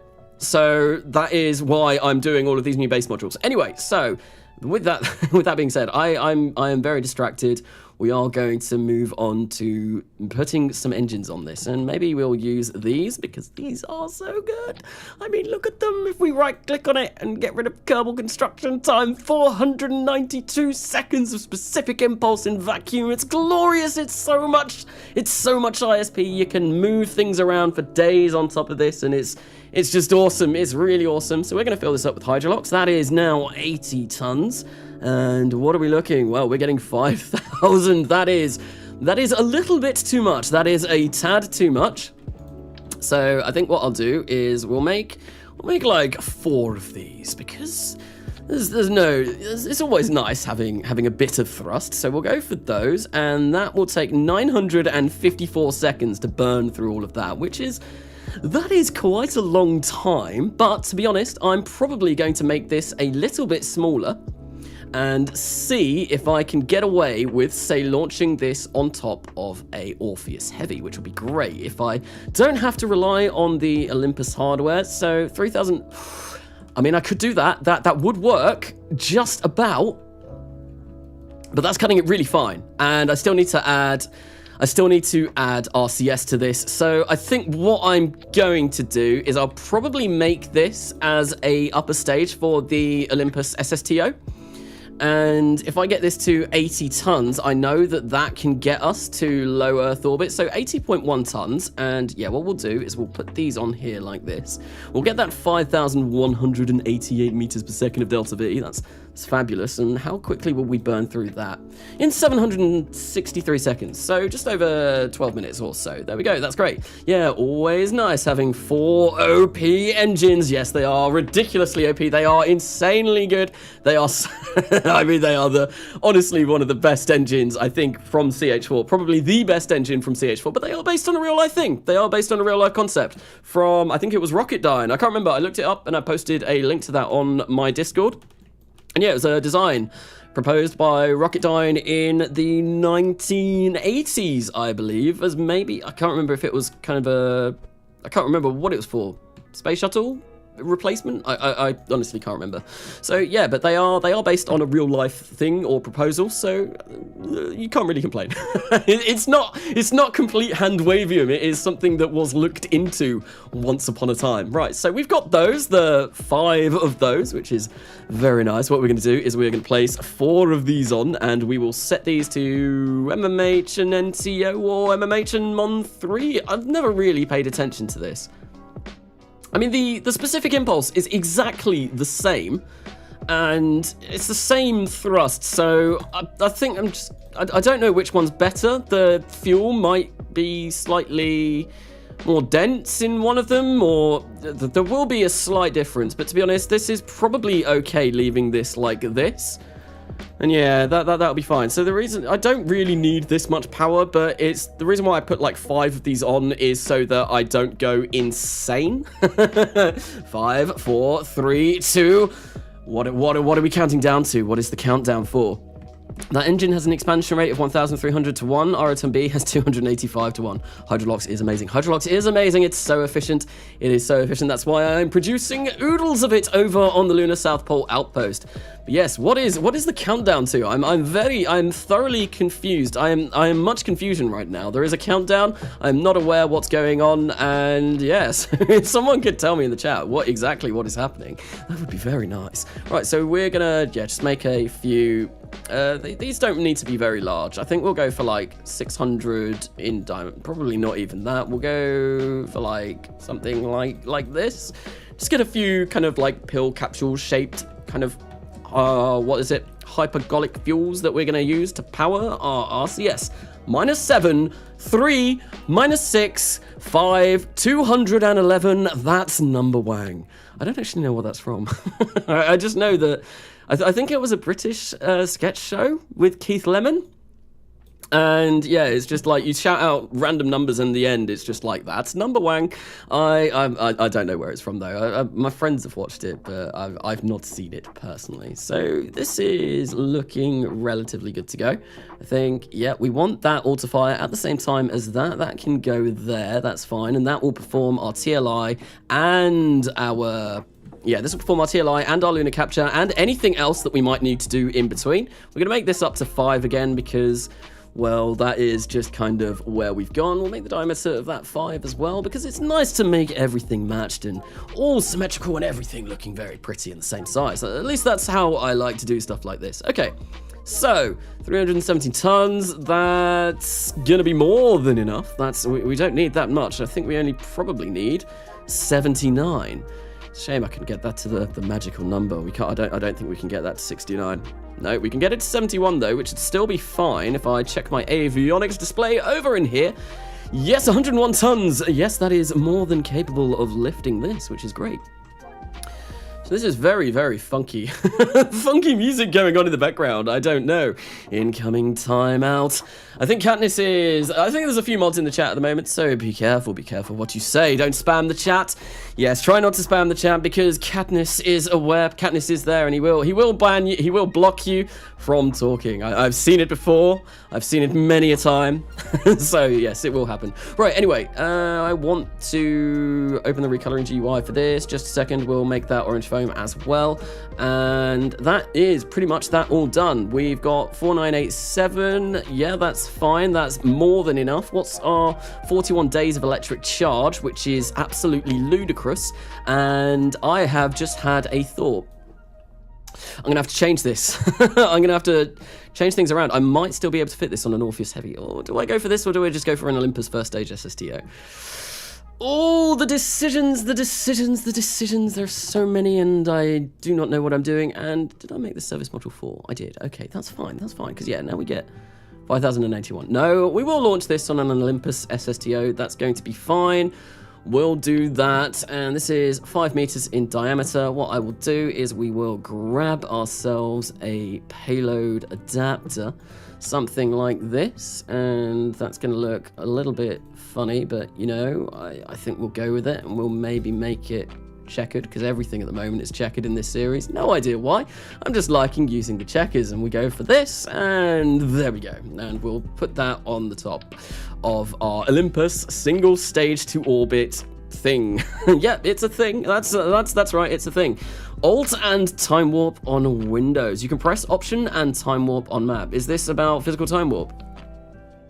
So, silent as a mouse, I am inside your house. Karnasa, if you never found KSP, what do you think you'd be doing right now? I don't know, probably have a bit more of a life, if I'm going to be honest. I have spent so much time on KSP over the past year. I honestly don't know. Probably playing more RimWorld or other games. I've always been a gamer. I do enjoy playing the video games. It is something I do enjoy doing. So probably just playing a different game. I can tell you what though, I wouldn't know anywhere near as much about space as I do now. I can tell you that for a fact because I knew nothing about space before I started KSP. Absolutely nothing. I really only, like, I knew about, like, the Apollo missions and stuff like that. And I think that might have been it. To be honest, I might have known, oh yeah, they went to the moon on the Saturn V, and Apollo 11 is the one with Neil Armstrong and Michael Collins and Buzz Aldrin, that.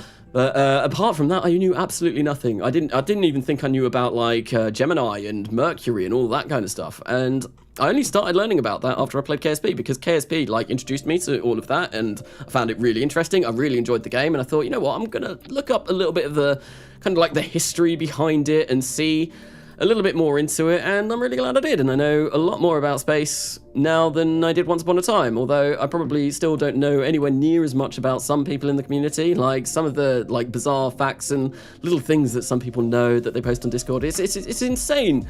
It's a real rabbit hole that you can go delving into. Whoa, me too. Can I say, if there ever was a year to play games, the last 12 months was it. Indeed. Yes, I started my YouTube channel, obviously, a year and 2 days ago, I think, was the first time I uploaded a video. June the 12th today, isn't it? Yeah, a year and 2 days ago was the first time I uploaded a video, because I just finished my first year of university, and I was really bored. It was summer, I had nothing to do, we were in lockdown, and I thought, you know what, let's start a YouTube channel. That's something that everyone wants to do, right? And I thought, I might as well start. I'm quite a sociable person. I'm very, what's the word? Extroverted. Yes, I have quite an extroverted personality. I can talk for days. I can talk the ears off of anyone. So I thought, yeah, it's probably time to start a YouTube channel. Maybe just talk some absolute rubbish, faff around on Kerbal Space Program for a bit, and see if anyone likes it. And, well, thank you for for all of you coming along to the stream. 112 people here at the moment who do seem to enjoy me faffing around and talking absolute nonsense for 4 hours at a time. Right, so what I want to get in here anyway is the Olympus SSTO stage. Canassa is extra averted. Canassa, I was here when you hit 300 subs. Malcolm and On, I know you've been here for a very long time. There are still obviously people that I remember from the early days of my channel. And I think I probably like, obviously, every YouTuber that starts gaining a little bit of traction, because I feel like I'm gaining a little bit of traction now. Just a little bit. Google cancel. I still remember, like, the first people that were commenting on my videos, like the people who were there from 0 to 100 and stuff like that in early days. I still obviously remember all of the names and stuff like that, because there wasn't an awful lot of people, and it's just, yeah, when you were around, like, in those early days, I can definitely remember everyone. So what we're gonna do, and Malcolm Amnon, I know you come to loads of streams as well. I always see your name popping up in the stream chat, so... I don't like it. I thought this might look alright. So, apparently these are the wrong way round, and I've had several comments saying that these are the wrong way round. The reason why I put these this way round is because in coming home, I got told that I had them the wrong way round when they were this way, so I can't win. Which way? So I'll place these this way anyway. Is this the right way for the grid fins for these? I suppose they're going like that rather than coming out. Yeah, I think this might be better. Maybe. We'll place those there, get those there like that, there we go. And yeah, so this is the Olympus single stage to orbit. This is just one stage, and it can take about 80 tons to low Earth orbit, which is fabulous. I first heard of you in a comment section of some other RO YouTuber a few weeks ago. Was it me that was talking? I usually comment on a lot of videos and all of that kind of stuff, but I don't know. Nice of someone to mention me if they have. A year ago? Yeah, it was about a year ago. If that's in relation to my channel when it started, yes, it was a year ago. It's been a whole year of Carnassa. God, it's been a long year. No, it's been good. Why can't I select this? I want that, because I want to see if I can make... I mean, this is just adding mass, but... no, I'm not going to go for this design. This just frankly looks ludicrous. What I will do is I'll go for the original Olympus SSTO. And oops. Oh dear, I moved it. Okay. Right, I want to grab the avionics. Yeah, we'll grab the avionics. Yep, do that. We'll get rid of that. And what I'll do is I'll get a payload adapter rather than... here's one I prepared earlier. Okay, yeah, no, we will... Oh, get that in there. Get on the middle one, please. Put that there, and then we'll just grab this up here, and we'll launch this like this, and it'll look a little bit nicer. It'll look better than what we had going on anyway. So there we go, and that's Conic. I don't want Conic, I want Oogiv, because it looks nicer. It looks more futuristic, it looks more modern, and that's kind of like the style that I go for in these rockets. And that looks okay. That looks absolutely fine. By the way, Canassa, what are you sending to the moon base? This here is mega electrolysis. It is mega. It is lots of electrolysis. We're going to be able to convert loads of water to hydrogen and oxygen. It's going to be great. We're going to be able to produce loads of liquid hydrolox from it, and it's just going to be all round fairly awesome. Right, so this is pretty much all done. I think I want to maybe have a look at this. Yeah, staging is terrible at the moment. Staging is very bad. It's very bad. So what we'll do is we'll grab these like so. And there should be just a single solitary raptor that goes in the middle. Yep, there we go. We've got that. So there are 19? 6 plus 12 is 18. 19 raptors on this Olympus stage. Yep. And that is that all done. So then this stage should then go off. Yep. Always check your staging. Always check your staging. As the Lord and Savior Scott Manley has famously said many times. We'll go for that, and we will deploy our payload fairings there.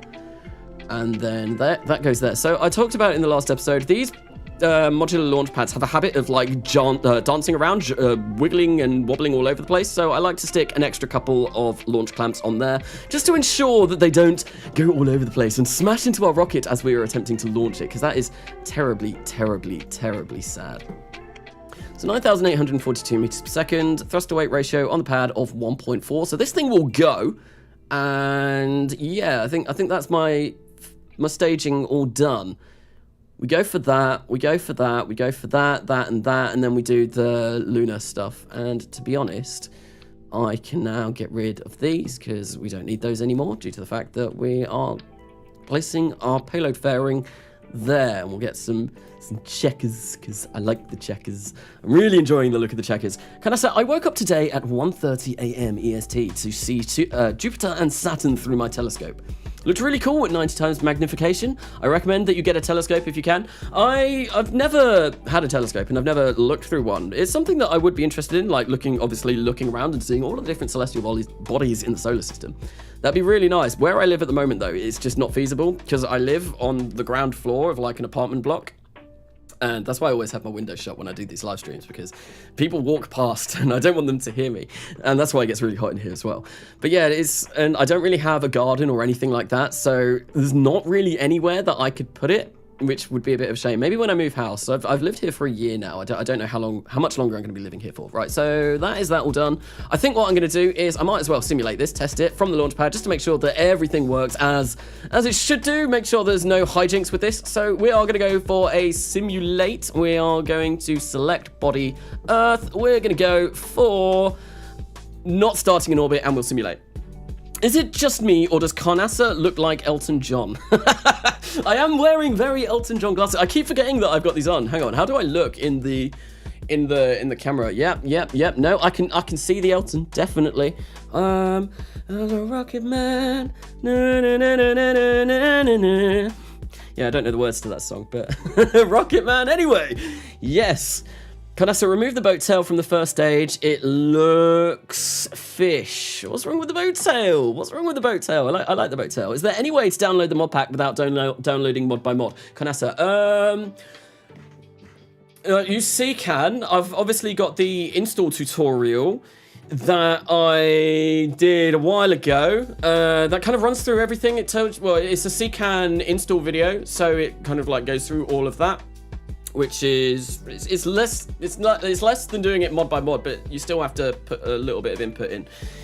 You can't share the game data folder because that goes against, I think it goes against Squad's terms of service, and it also goes against like a few of the mods terms of service. So unfortunately, that's not something that I can do, is put together like a download file which people can download and get everything.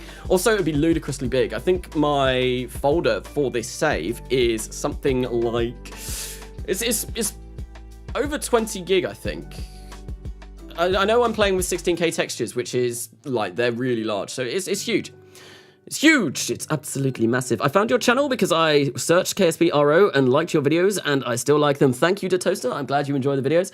Yes, I will be, well, releasing lots more videos these days because I am finished with exams, which is glorious. Come on, how long does it take to load a rocket onto the VAB? I've been sat here waiting for ages. Can't even open up. I've come out of Kerbal Space Program to see what if I look like Elton John in OBS, and now I can't even get back into the game, which is not good. Carnassa, if you live in a small house, then you should get a Cassegrain telescope. They are compact and fit in almost every bag, but they are expensive compared to refractors and reflectors. How are you feeling about the KSP development ending soon, Carnassa? I did talk about this a little bit earlier on. So obviously 1.12 is going to be the last update for KSP, which is sad. It's really sad because, like, obviously KSP is going to stop developing. I've been playing it since 2013. It's an awesome game. I've really enjoyed my time playing it, and I will still play it, obviously, when it stops developing. It's sad that, yeah, that's stopping, but it's also good in a way. Like, the modding community will be able to get to 1.12, and then they can stay there.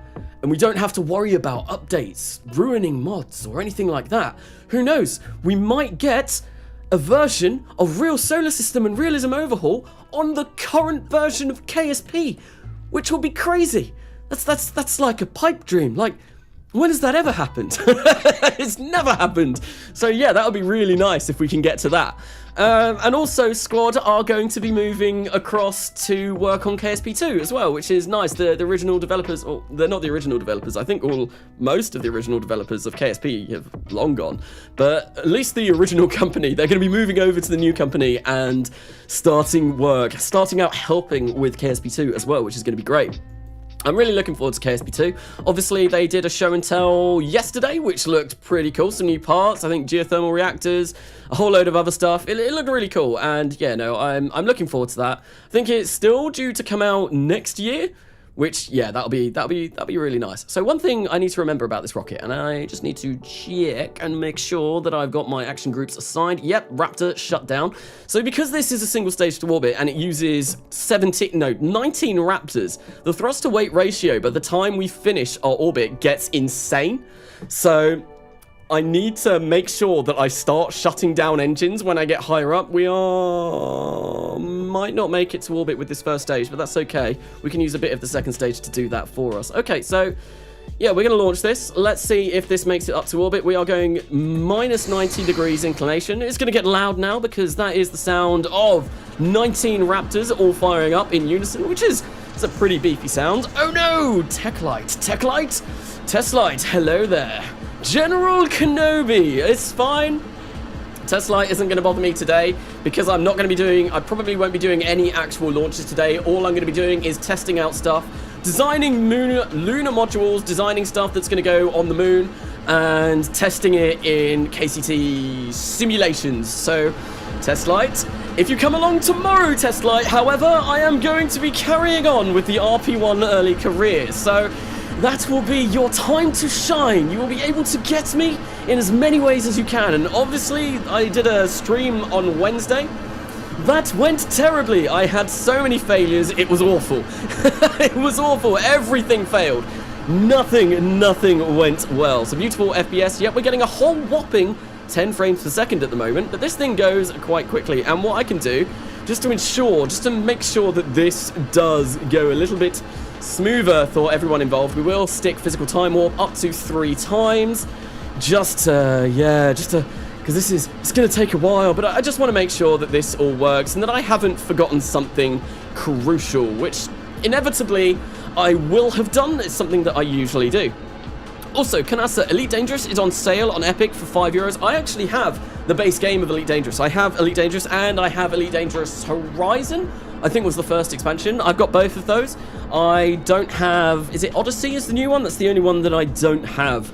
That is something that I probably will want to pick up at some point, but I don't know. Obviously, I'm going to be doing a lot of Kerbal over the next few months, doing all of this filming for my channel before I go back to uni in September and then have to take a little bit of a step back from the channel again because it'll be my final year, so I really need to focus on exams and stuff like that. Right, so as soon as this gets to about 4 thrust to weight ratio, that's when I shut down the outer ring of engines, and that hopefully should be enough just to make this get us up to orbit. So 3.16 and climbing. Yep, this has power. Unlimited power. Yes, it's got lots of power. So I downloaded CCAN from description. What to do now? I think you have to open up the file in CCAN. That won't get you an install of RO though. What you need to do is you need to install... Oh, I need to shut down the engines. There we go. You need to... Oh, it flipped. I forgot it did that. Yep, no, this is normal. Everything is normal. That was supposed to happen. That was supposed to happen. Oh, there go the payload fairings. Did I remember to set those to... Or are they going to crash into the side? No, that's good. Yeah, no, the CCAN mod pack, I've always said this, that's not really a way of installing RO. You have to go through the usual methods of installing RO. What that CCAN mod pack is for is going to be to, like, the extra mods that I'm playing with on this series. Once you've installed RO, like, the regular way, then you can just, like, whack that in and download all of the extra mods that I am running from CCAN.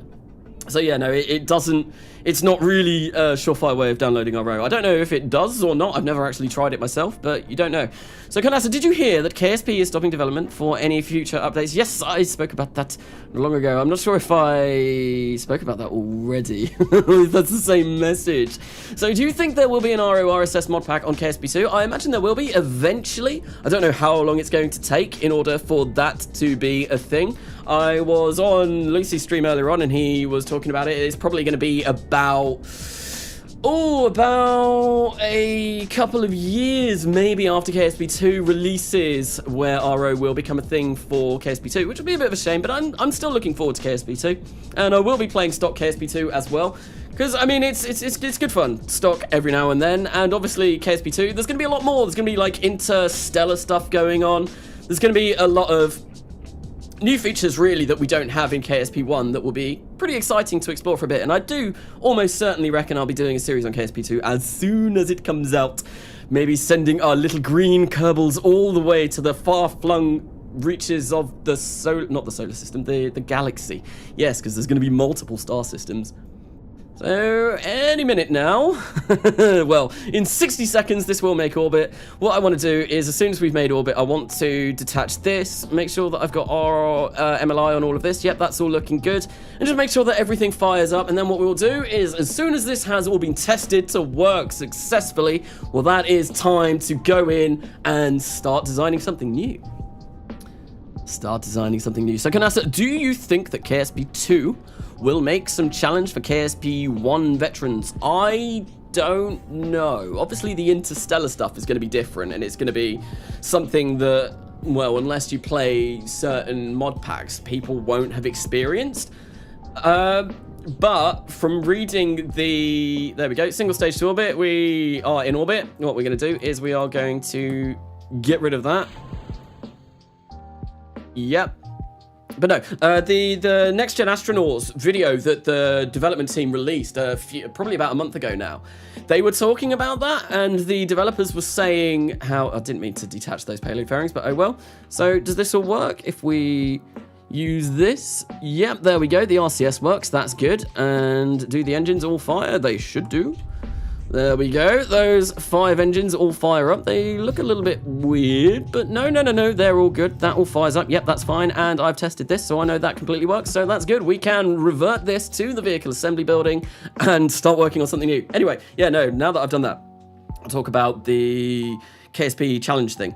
Yeah, no, I saw on the video, I've said this like 3 times now, on that video, they were talking about how it took them like weeks, or no, some of them had never even landed on the moon or the Mun in KSP1, and it took them like 2 days to land on it in KSP2, and it's a lot easier to do, or at least the tutorials give you like a better way of doing it. Like they're more informative, and it's easier to do that kind of stuff. But I imagine there is going to be more challenge though, because there's going to be the whole base building aspect of it. Obviously it's going to be more focused on colonizing planets. We've got, well, from what we've seen so far anyway, like the trailer, we're going to be building big off-world colonies that we're going to be able to build new rockets from, and I think there's like a population system, and basically once you explore new milestones, like the colonies get bigger from what I remember. It's been a real long time since I've looked up any of the information on KSP2. But yeah, no, it's, I reckon it will provide a challenge. It's definitely going to be different. It's going to be different, and I feel like KSP2, it's going to be way more gamey than KSP1. Just because, like, KSP1, like, well, KSP2 is more delving into future stuff. KSP1 is more about what we have done and what we can do, with a little bit of futuristic stuff as well. Well, if you get mods, maybe. Stock KSP actually doesn't really have anything for the near future, as per se. But yeah, no, KSP2 is definitely going to be more focused on going to, like, near future stuff, I reckon. And it'll be cool, it'll be nice, it'll be a nice change of pace. Right, so there we go, that is that all done. I've saved it up, Mega Electrolysis.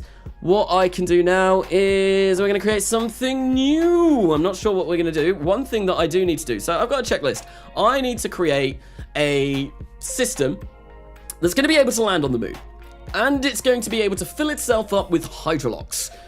And then it's going to be able to take said hydrolox to low lunar orbit, because I need a way of transferring fuel up and from low lunar orbit to the surface of the moon if I want to get a shuttle over there, which is something that I've spoken about several times over the course of this video, or this stream even.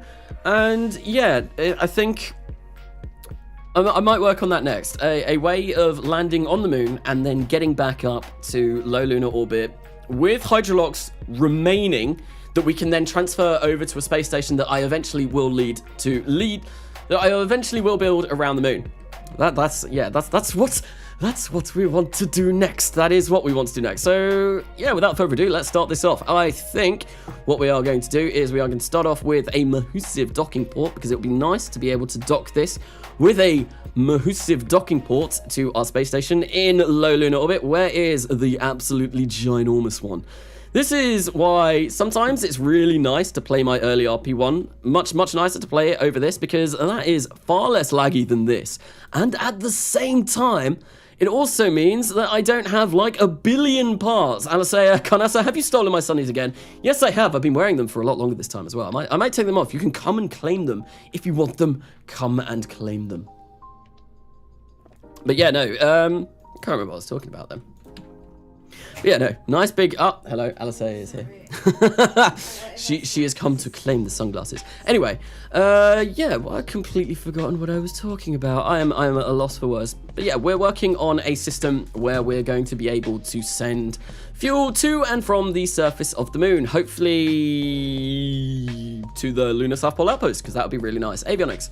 Oh yeah, and I was also talking about it's nice not having billions and billions and billions of parts in the RP1 streams, because to be honest, yeah, this is ludicrous how much I've got. I should probably do a bit of a save cleanse and maybe look into removing some mods that I never use, because look at all of this. This is like 8 episodes of content now, and I've bought like 3 tanks. I barely use anything from here.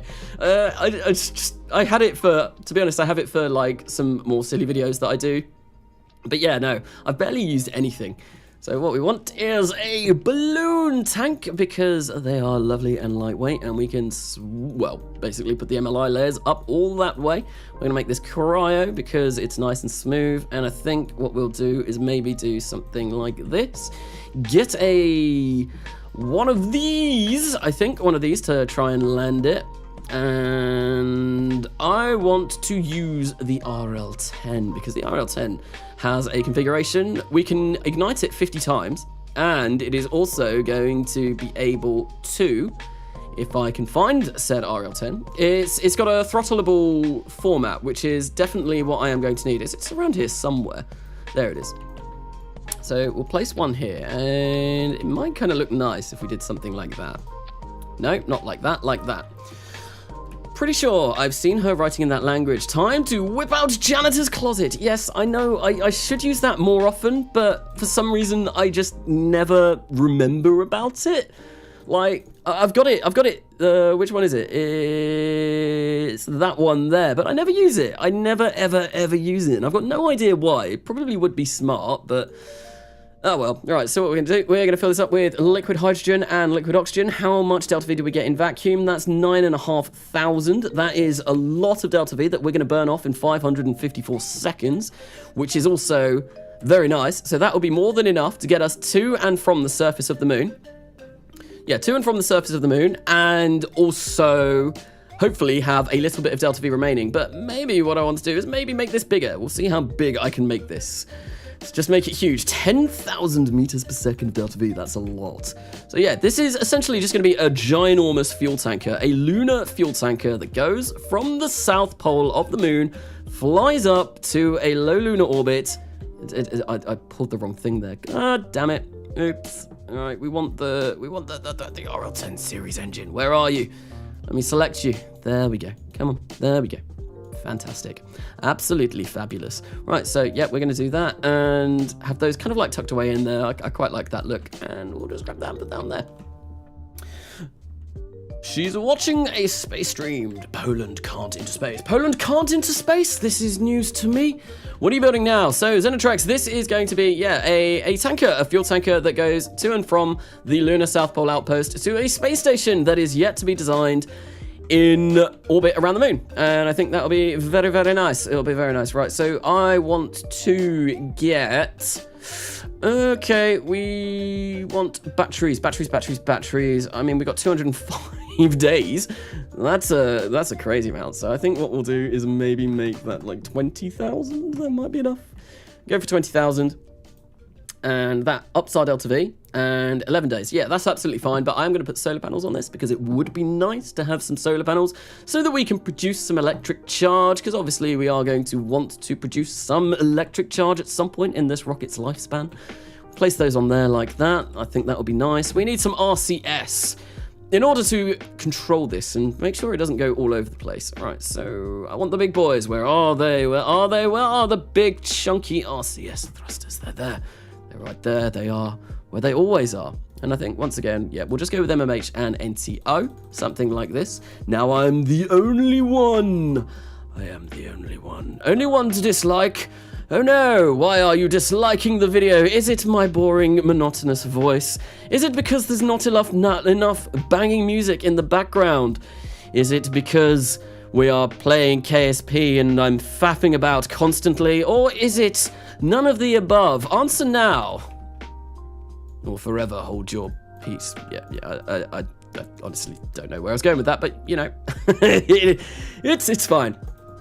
So yeah, we're gonna go for some RCS there, and what I'm also gonna do is we are going to grab some more integral tanks due to the fact that they are, of course, the best way of holding our RCS fuel. So I think we'll go for 4 of these. Maybe say we whack them in a position like that. We're gonna make these fillet cylinders. This is just kind of basically everything that I do for my RCS configuration. Always fillet cylinders. We'll make these quite large because I am going to be doing repeated trips for these, so I want to have quite a lot on these. Maybe we'll go for like 1.5 by 1.5 by 8. I feel like that's going to be a big enough size. We'll make the fillet up, and what we'll do is we will upgrade these to aluminium lithium high pressure tanks, make the utilization all the way up, fill them up with MMH and NTO, and we still get 9,277 meters per second of delta V even after putting all of this rather heavy RCS fuel on, which is great. So that is going to be more than enough to send us to the surface of the moon, land, and all of that. I see our thrust to weight ratio is only 0.55 at the moment. However, if we change this to the moon, if I can see where the moon is, can we go part action window, please? There we go. If we go for the sun, no, we're not going to be landing on the sun. That would be very silly. It's daytime at the moment. It'd be far too hot. So, haha, yes, gotta go see you. I might come back later. Thank you, Spyros. Thank you for coming by to the stream. I said that right apparently the first time. I'm not sure if I said that correctly this time. I'm sorry if I forgot what I said earlier on. Anyway, yep, okay, RCS, yeah, we've got fuel in there. I'm gonna leave those silver because that matches, and we're gonna get rid of the flag on here because I don't need that. What we will do is we will open the recoloring graphical user interface and maybe once again just make this a ginormous foam tank. Isn't it going to be lovely? Ginormous foam tank that we land on the surface of the moon. Or I could make it white. Oh, I don't know. I could make it white and shiny. That might look quite nice. Or I could just leave it like as this kind of foam. I'm going to pass it over to chat. What do you reckon? White and shiny, this entire big section here that will then also connect to a space station, and this will be like a fuel tanker section of the space station. Or this orange foam. Which decide now. Cast your votes now. Mr. VC, hi, hello, welcome to the stream. We are working on some weird lunar shenanigans today, some weird contraptions. I've got honestly no idea what I'm doing. I just wanted to do a Next Millenia live stream. It's a Saturday, and I thought that it'd be a good time to do a Next Millenia live stream, and of course, we are doing some weird lunar stuff. Okay, so we'll put some falcon legs on here because they are the biggest legs that we have. I think I quite like white on that. White, none, orange, white and shiny, orange, white, orange. There's quite a lot of both. I think, so yeah, this is what it looks like with the orange foam tank. If we go for white and shiny, we can go, we can even keep this, and maybe we can do something like this. Maybe if I make that white and make this light grey. No, that just looks like curtain. That looks like wallpaper to me now. No, we're not going to go for that. We'll make that white and we'll make this light grey. I like the bit of a contrast. And if we make this shiny, something like this, something like this, like that. Yeah, that's kind of like the white and shiny variant of it. Bye, I need to go. Bye, Mr. VC. Hi and bye. That was very, very quick. So pretty! You like this? You like this? This is the way... I suppose it also matches the landing legs as well. If I go for the White Falcon landing legs, yeah, that's something that is kind of nice. It kind of fits. And then obviously we got these solar panels at the top. We've got avionics. I think this is pretty much everything we are going to need for this. 11 days, we've got loads of liquid oxygen and liquid hydrogen storage on this. We're going to be burning for almost 10 minutes to do 9,082 meters per second of delta V. I think this is, I'm fairly sure this is all I'm going to need. I don't need a docking port on here because I've got one there. I need to set the avionics though so that it is okay. And what we will do is this is 110 tons, damn. Heavy, very, very heavy.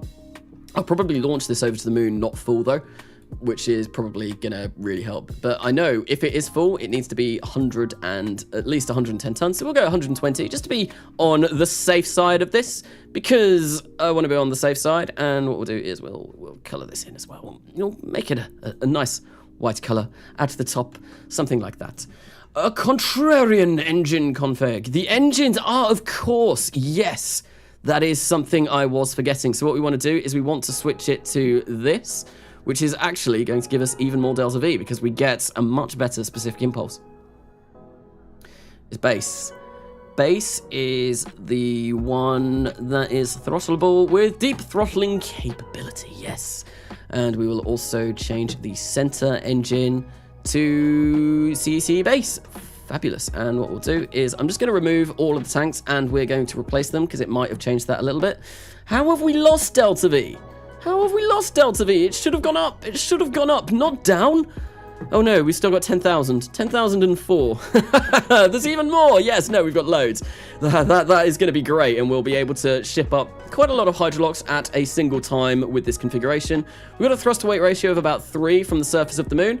So what we're going to call is this is going to be the Lunar Outpost Hydrolox Tanker. Hydrolox Tanker, yeah, something like that, and we'll save that. And now that that's all been done, it is time to test this. Hello from Russia, welcome. I can't say your name because I can't read Russian, but welcome to the stream even. I just joined the stream. What is this? This is a fuel tanker, the Lunar Outpost Hydrolox Tanker that we are gonna, oh, there's one thing. There's one other thing that is very, very, very important. Very important. We're not going to be able to get much fuel if we've got no way of transferring it onto this. So what we're going to do is we are going to create one of these on one side, and we will create one of these on the other side, and then our Kerbonauts can connect these up like with their hands. And maybe what I will also do is if we get a ladder, so just in case this is a little bit too high for them to reach, if we place a ladder down, they might be able to get up. Maybe we'll see. What I want to do is move that way, and we'll move this, say, close to that, and then if we extend the ladder, there we go. That gives them hopefully a bit more of a chance. No. That's definitely not going to work. Maybe I could do with having some smaller landing legs. These might just be a little bit too big. So I'm going to go into the landing leg section and see if there's anything that's maybe a little bit more reasonable. I might go for something like this. Maybe scale it up a little bit. Seems much more reasonable. Much more reasonable. If we put those there and we scale those up to... Oh, but we're killing our delta V. That is murdering, straight up murdering our delta V. Because these things are very heavy. They are incredibly heavy, but to be honest, this will mean that our Kerbals will be able to grab these. Well, they'll be able to get up to the fuel section a lot easier. So I think I will go for these, but yeah, we lose about 800 meters per second of delta V by doing that, which is a bit of a shame. And that still just barely covers that one there. Oh well, we're going to live with it. And I want to set these to 1 and flip this around like this. So then that way we've at least got ways for our Kerbals to get to both of these. I grab this and set this so that we can get a... Come on, offset please. Offset please. There we go. Thank you. And we'll place that there. And then, yeah, we'll be able to get Kerbals climbing up in both directions. And they will be able to attach to those parts. which is good. That's exactly what we want, because it would be a shame if we get this all the way over to the base and we're unable to connect it up to the base and then not transfer any fuel across. And I feel like we're going to have one of these pretty much at the base at all times, just constantly refueling. It's going to be ridiculous how long it's going to take to refuel this. My name is Vlad Snegarov. Welcome, welcome Vlad, welcome to the stream. Yes, I heard Denmark, was it not?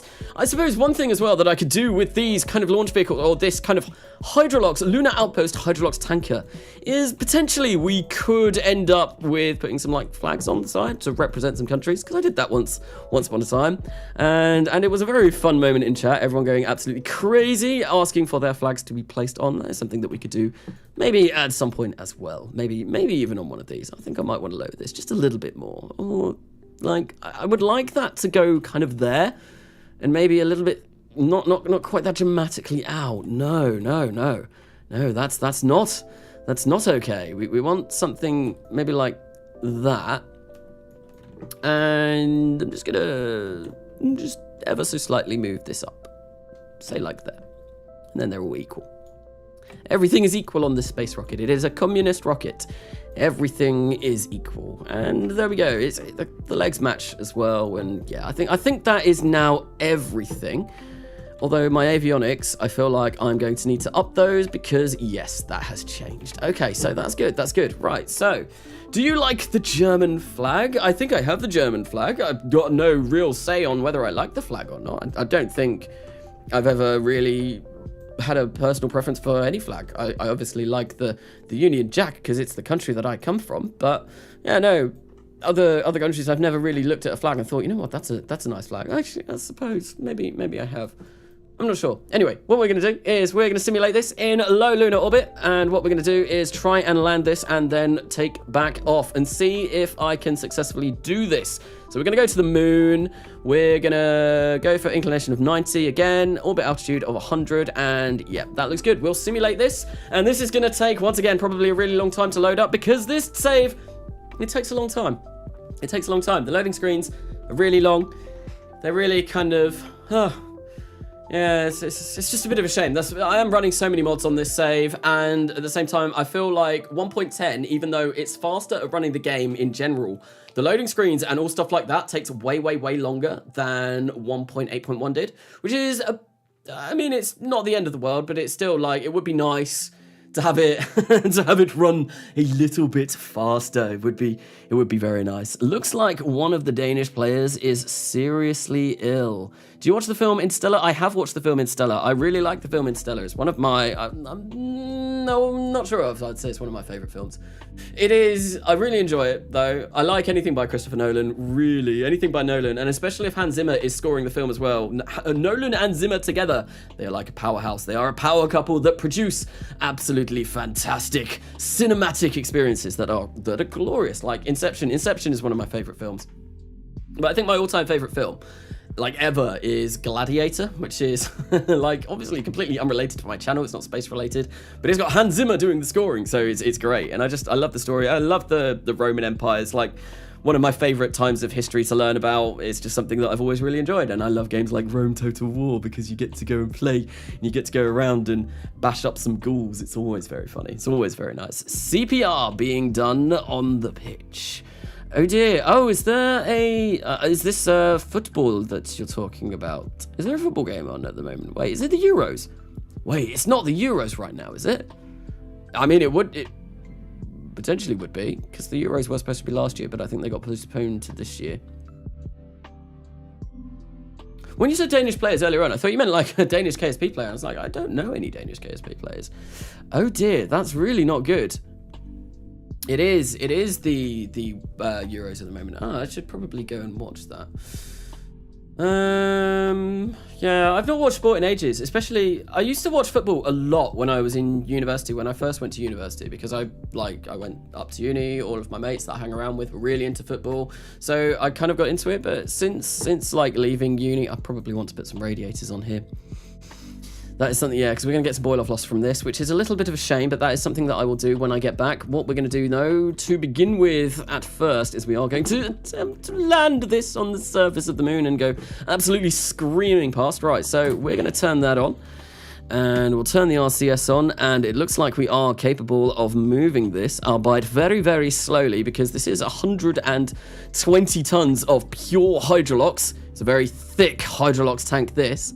And yeah, so maybe an extra set of RCS thrusters might be a smart idea as well. Something to consider for the future. How quickly are we burning through this? Quite quickly. We've already used 4 and we've just turned around.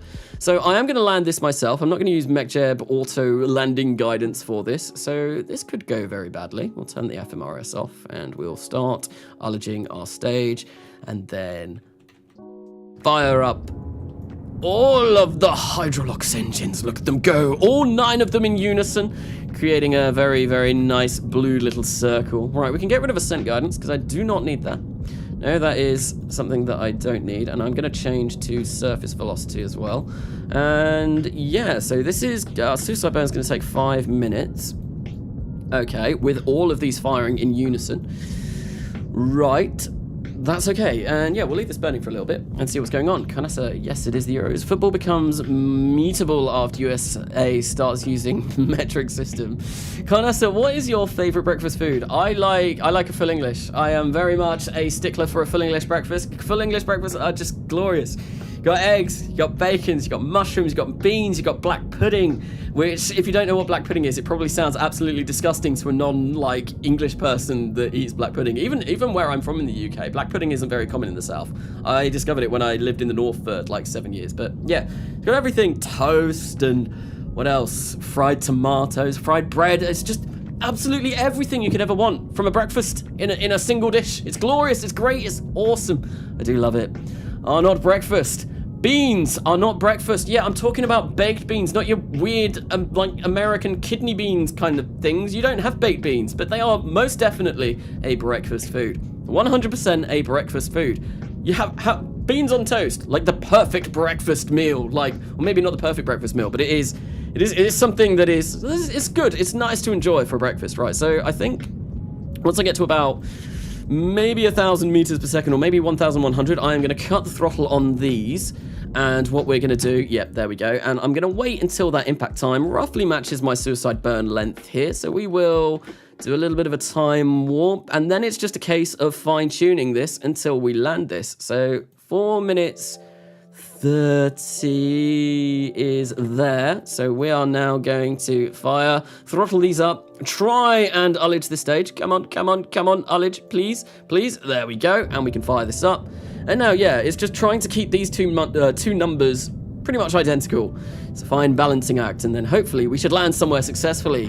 So no, your beans are sugary if you buy cheap ones. Wait, big golden balls, Kanasa this stream. Yes, indeed, that was me earlier on. So, talking about the big, ginormous, golden foily balls all over and up in the spacecraft that I first designed on this stream. Yes. It was glorious. There was lots of golden balls. There used to be a show in the UK called Golden Balls, and basically, I can't remember what it was about. It was a quiz show. And I think it was something to do with, like, you opened up a ball and it had money in it. And if you, it was a bit like Deal or No Deal. And if you opened up the ball, I think you lost the money, or you put it in a machine and it went zooming around. I honestly can't remember, but yeah, just very standard British TV show title, that Golden Balls, like golden balls. And all British TV shows are a little bit weird, to be honest, but I do love them. I love the British humour. It's probably because I am British. So things like the Mighty Boosh, I really enjoy the Mighty Boosh, but it's very weird. If you're not used to it, it is very strange. It looks like we're going to be coming down right over this crater, which is a little bit unfortunate. Might be able to land not in the crater, but yeah, so our impact time 3 minutes 4, and that's also 3 minutes, roughly 3 minutes 4. So this is, yeah, we're coming down at a good kind of speed here. Now, if I leave my throttle about here, we should hopefully land, like, soft landing. Golden Balls was real good show. Shut up, Karnasa. I never really watched it. I was always, my favorite quiz show from the UK, always The Chase. The Chase was brilliant because, like, the chases, like, I loved all of them and the questions, and it's mentally stimulating. Like, oh yeah, I get to answer questions, and I know questions. Some of these questions I know. Although some of them are difficult, but you always look at it and you think, like, well, it's so obvious. Like, how can you not know this? How can you not understand this? Kanasa, if putting things in space would be possible, What would... Oh, the message was retracted halfway through reading that. I have a lethal allergy to eggs. At most, working with an allergist, I can have a mixture of 5 ml mayonnaise and 50 ml water. Oh, that is unfortunate. Yeah, I remember you talking about this on the Discord. Impact time is going up, but our suicide burn length is not, so we're going to raise the throttle. Yeah, no, I remember seeing you talk about that on the Discord. If you don't know about the Discord as well, I'll talk about that. There is a link to the Discord in the description of this video. Great community, loads of people. Almost hit 1,000 members now, which is pretty awesome. But yeah, and that really sucks. I love eggs. Eggs is one of my favorite, like, kind of food substances to make. Like, I love scrambled eggs, fried eggs, poached eggs, runny eggs, soft-boiled, hard-boiled. Just gonna list every single type of egg. No, I'm not gonna do that. Egg mayonnaise. No, eggs are really nice, and mayonnaise. I have mayonnaise on everything. It's like my condiment of choice. So I'm not sure how I would go without mayonnaise. Come on, this is. We're slowly making our way down to the surface of the moon, but it is very, very, very slow. So 2 minutes and 26, and that's gone right down. Our suicide burn length has gone right down. I don't know what's happened there, but something's messed up a little bit here. I can probably cut the throttle and try a last burn. I didn't really want to do a burn. I wanted to get down in that burn, but oh well, we're gonna try this. So in 1 minute and 10 seconds, we're gonna, yeah, all right. And about there, we're gonna fire up the engines yet again. Oh, I need to ullage though. Come on, Aussie, yes, go. There we go. Hopefully we have another happy landing. Oh look, it's the Earth again. The hate for mayo is overblown. Just use ketchup instead. Oh no, mayo. I use mayo like for everything. I much prefer mayo. Like, ketchup's a little bit too sharp. I do like ketchup as well, but I am much more of a mayonnaise person. I consume mayonnaise more readily than I do tomato ketchup, just because, yeah, it's a bit sharp, and it usually leaves, like, my tongue feeling a bit sore afterwards, because it's obviously, well, tomato ketchup, it has, what is it, ethanoic acid in it. It's, like, vinegary, so it's very sharp, and leaves me feeling a bit sore, so I prefer mayo for that reason. I just prefer the taste of mayo, if I'm particularly on with you. What's wrong with mayo? Are you aiming for the outpost? No, Isaac Wasp, we're not going to be landing any of these at the outpost for this stream. The reason being is earlier on in the stream I did go to the outpost, and it is so incredibly laggy going over there. It's ridiculous. Like, the frames are just not fun at all. Really, really not enjoyable spending a long period of time around that lunar surface outpost. So rather than landing there, I'm going to land all of these just in separate parts of the moon and try and like basically replicate this and see how this is going to go. Right, so we are coming down at about 100 meters per second. We are coming down over a massive cliff as well. We have landed right on the side of a slope of a crater. Probably not the best of places to land, but oh well. Could have definitely gone a lot better, but hopefully our landing legs are going to be sufficient to land us. And I've just realized I've not deployed the solar panels. That would be very nice if we could do that, so that we can gain some electric charge whilst we are doing this. Right, so 26 seconds of burn time. 34, 32. So I want these two to match up, and then we will land. And this is just a really, really slow, long descent down to the surface of the moon. Alistair, cheers, mate. Any reason you're not using MechJeb to land? Does it not work well in RO, or is it just more fun this way? Partly it's more fun this way, and I do use MechJeb to land quite a lot. Oopsie, oops. But also, MechJeb landing guidance doesn't really work very well with limited ignition engines and limited throttleability engines, which these both are. These have only got 50 ignitions, and MechJeb landing guidance will burn through that very, very, very quickly. So I have to. It's much better to do a landing that I'm doing. But yeah, it's nice to do landings myself every now and then, and to prove all the naysayers wrong. I can play Kerbal Space Crowbang. I don't need MechJeb to do everything for me. I could do it myself sometimes if I'm feeling like it, and if needs must, which needs kind of do must when you're doing stuff like this. like with these limited ignition engines. All right, so I'm going to probably shut up for a minute now whilst we get the last little bit of this landing underway. There we go. We're moving like 3 meters per second, 2 meters per second. I want to come down incredibly slowly just because we are on a slope, so we're going to kill the rotation there. And yeah, at least this can hover. That's always nice. Let's try and see, because we're on a slope.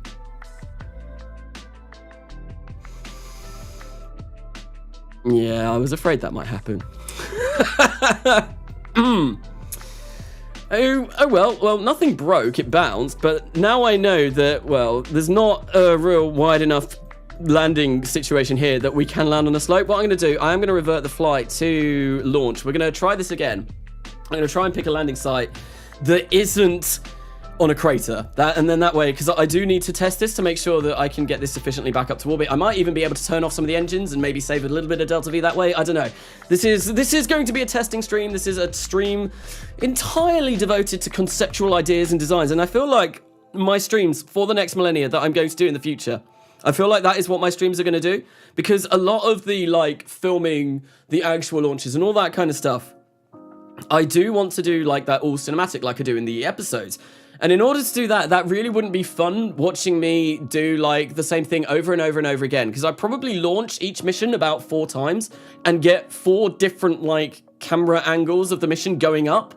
Sometimes I only use one like launch, but it's just, yeah, doing that over and over again, getting all the cinematics. It's just not, I don't think it would be fun to stream that. Whereas doing like all of these like ideas, concept ideas, designs, testing, that kind of stuff, I feel like that is more what I want to do on the streams for the next millennia. You can bid for the seat next to Bezos, can you? Kanasa, why didn't you throttle up and retry landing? I probably should have done that, to be honest. I should have done that rather than try to land this all over again. But you know what I'm going to do? I am going to... Excuse me, I am going to pick a landing site this time and hopefully land somewhere a little bit better, not directly in the way of a crater. So maybe if we go more akin to the actual lunar South Pole. So is it daylight there at the moment? It kind of is. I'm sure we'll be fine. We'll do this a lot quicker. I'll physical time warp through all of this so that we're not seeing exactly the same thing all over again. We're going to activate those, and yeah, we're gonna try and physical time warp through most of this. I feel like I can probably land it successfully. So Kanasa, try to read this sentence. Hallo, ich bin Kanasa und spiele Kerbal Space Program. So, hello, I'm Kanasa and I play Kerbal Space Program. I did German when I was in school. At least a while ago. And I know Spiel is play and ich bin, I am. Yeah, so hello, I'm Kanasa and I play Kerbal Space Program. I believe that is. I don't know a lot of German anymore. It's been a long time since I have learned any German. Like I did it for GCSEs, which I did... I think I finished those in 2009, so that was 12 years ago. So that's the last time I learned any German, but I can still probably remember a little bit. Right, so we're now facing retrograde. So what we're going to do is we are going to start burning this up and hopefully land this successfully. I learned German from Swiss 001. I like German. Yeah, I had the choice of learning German and French when I was doing my GCSEs. I picked German because I always found it a lot easier than French when I was learning. Like, I did French and German, I think in year 7, 8, and 9, and then in year 10 and 11 I got to pick a language. And yeah, no, I was always much better at German. I found it a lot more akin to English, which made me understand it a lot easier. Like if you take like hello in German, hello. Like you take hello in French, it's bonjour. No, wait. Yeah, no, bonjour is hello in French, isn't it? Like, it's been even longer since I've learned any French, so my French is going to be even worse. But yeah, we're coming down straight for a crater again. Fantastic. Let's actually look at the map this time. Oh no, we're gonna miss that. It would be nice if I kind of landed somewhere around here. So maybe if we burn now completely for this entire time, we'll do some physical time warping and try and get this. So currently it looks like we are going to be landing somewhere relatively nice, which is good. That's fantastic. I think if we cut the throttle about there, that looks like it's going to be relatively flat. And once again, we're just going to wait 5 minutes till impact time, 3 minutes 43 of suicide burn, and we will get there momentarily. 3 minutes 21. Okay, yep, no, we're going to start our burn now because it is time to try and attempt our landing. Come on, RCS, give me that ullage that I so desire. There we go, and we're going to fire this up and try and land this a little bit quicker. So 3 minutes 4, suicide burn length. Yeah, if we keep the throttle at about here, I feel like that'll be fine for us for now. And what we'll do is we'll just physical time warp through all of this. Hey, I'm back. Welcome back, Spyros. Welcome back to the stream. We are landing this lunar tanker thingy-majiggy. That is the technical term for it. And hopefully this time it goes a little bit better. This does look like it's a much flatter landing area, which is fabulous. Doesn't mean we're going to be landing, yeah, like, I feel like maybe we landed on there before, and cliffside landings, as fun as they are, not good for something this long and tall and thin. Yeah, this, really, the landing legs aren't great for landing on a slope for this, right? 2 minutes 14, impact time, yeah, our suicide burn length is still going down, so I'm just gonna, yeah, this is probably not the safest way to land at 4 times physical time warp, but you know, we're gonna try it. We'll see how it goes. Probably very badly, just like constantly checking these numbers. I used to have a mod where it brought it up there when you were close to the ground, but I can't remember what that mod was called, and I no longer have it, which is it's a bit of a shame, because that would be really, really nice to have right about now. But unfortunately, no, I don't have that mod anymore. So if anyone knows what that mod is, can you please let me know in chat, because I do want to get that mod again, because it is incredibly useful. So I think now that we are only about 40 seconds away from impact, what we are going to do is we are going to slow this down, because 40 seconds, I mean, it's not going to take a long time. Maybe we'll go for, maybe we'll go for like ×2 physical time warp. Suicide burn length, we need to really power this up. So our suicide burn countdown, 14 seconds, right, let's try and keep that at 0. 17, yeah, when we get a little bit closer, the suicide burn countdown, that's where we want to try and aim for about 0. At least that's how I do these landings anyway. So it's coming down to like 11 now. We'll do a quick tap of that so that the ground doesn't look pixelated when we get down. Let's throttle up a little bit. Now that we are 15 seconds away, I think I will kill time warp completely, and we'll try and land this successfully. 6.8 seconds, let's slow this down. And once again, I want to come down really gently, like mere meters per second. 1 meter per second would be fantastic if we could come down at that kind of speed. So 4 seconds, come on, here we go. 5 seconds. Let's get the throttle down a little bit and try and land this successfully. 8 meters per second. We've still got 7,000 meters per second in the fuel tank. We've got over half a tank of fuel left, which obviously is very, very promising. 4.4 meters per second. This is going to come down nice and slowly. Even with limited throttle ability, this is going rather nice. Right, let's kill rotation now and just burn up a little bit more as we get to our final approach, coming down at 1 meter per second, and we are safely touched down, and that's absolutely fabulous. Great, we'll turn off the RCS for now. And I think everything should work. Let's just make sure that the ladders do extend and reach the ground. I'm fairly sure they will, but there we go. Yep, nope, ladder good. Ladder is good. There we go. Before we send this back up to space, this weird-looking contraption, I'm just going to quickly have a look and see what I've missed in time. Better burn time. Yes, that is the mod. I need to re-download that because that is something that I am indeed missing, and I would really, really, really like that back because it is very, very nice. So what we're going to do is we are going to relaunch into a polar inclination. Canessa, I think you're thinking about trajectories. No, I do have trajectories on this, though. I think German grammar is much harder than French. As German myself, I did not find it weird, but I've practiced it my whole life. But whenever we say to our French teacher, that grammar is easier. I don't know how English is compared to learn to other languages, because obviously I only really speak English, and that's the only language that I spoke. But I'm not sure how that works in the grand scheme of things. Right, so we are going to have a look. I might be able to turn some of these engines off. So we've got a 4.8 thrust to weight ratio. If we shut down that's 4.27. Shut down another one, that's going to be 3.74. Yeah, we can shut down loads of these engines and still be able to take off from the surface of the moon. And we might say, I think if we have less running, we'll save a little bit of delta V, which is nice. So yeah, that's like 7120. If I shut that off, that goes up to 7121. So yeah, we are gaining a bit, which is nice. And that's 1.60, which is kind of what you'd expect to launch from Earth. So we'll see how this goes. I'm going to kill rotation and we are going to launch. And it's probably going to seem painstakingly slow because we're taking off from the moon with a thrust to weight ratio of only 1.6. Kanasa, are you going to do any community landers like this?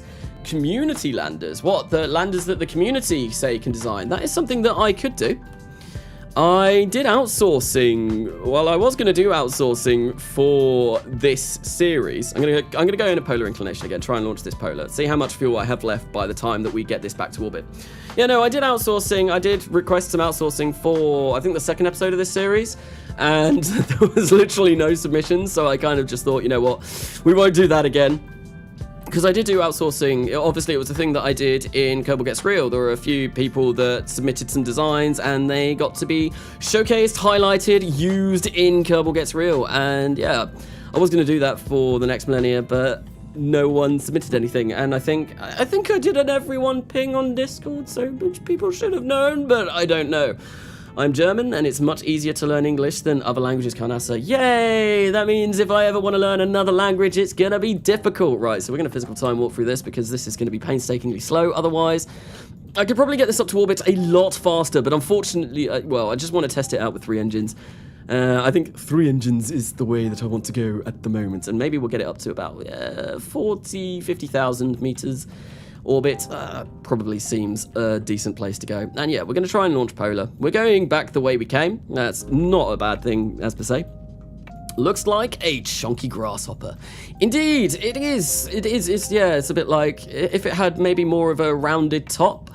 Instead, we've just got this docking port on the top. It's a ginormous docking port that is going to connect to a as-to-be-made lunar space station. Well, yeah, no, I've not done any designing for the lunar space station yet. It will be something that comes at some point, but not right now. Right now, we're focusing on the lunar surface base, and this is kind of infrastructure to get Hydrolox from the lunar surface base all the way down. Oh, I've messed that up.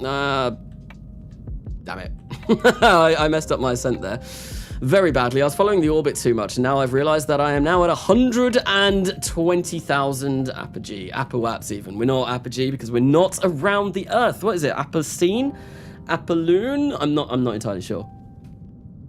So can you launch vehicles from the moons now? Is extraplanetary launch pads available from RSS? I don't think it is. Also, hello pesky bird, welcome to the stream. Also, let me do this real quick. So, do this. Hang on, if I click on your name, and then we can add moderator.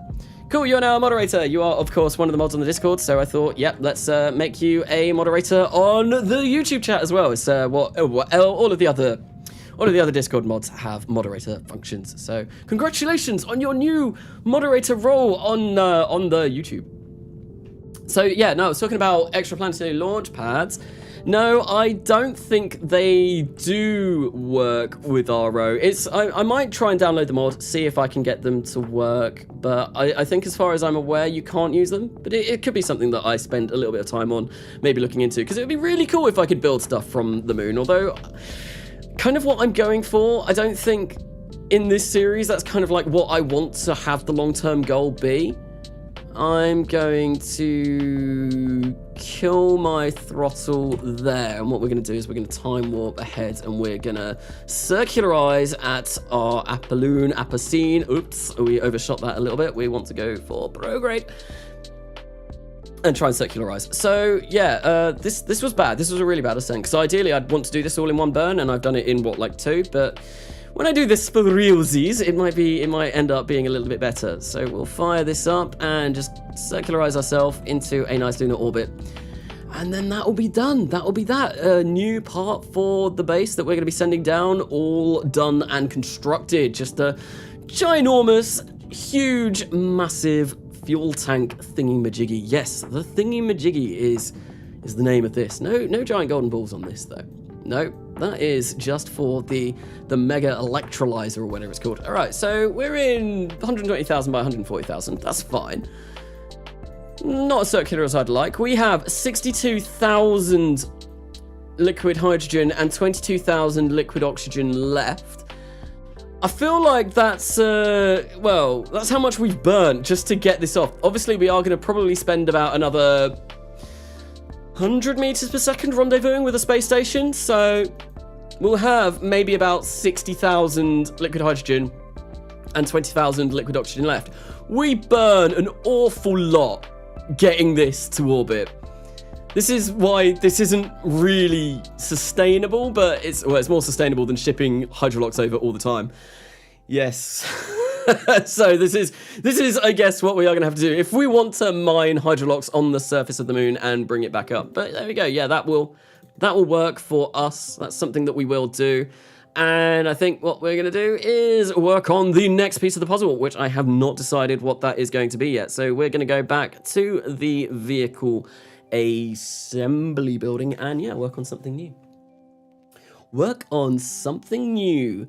So Cytherean is a cool demonym for Venus. Trans-Cytherean injection is an injection to Venus, for example. That's pretty cool. Congratulations on being voluntold. Yeah, no, every one of the Discord mods, I've just always added those as mods on the YouTube channel on these kind of chats, just because I thought, like, they're my Discord mods, so I trust them. I trust them with the chat. No one's done anything bad yet, so pesky bird, make sure you aren't the first.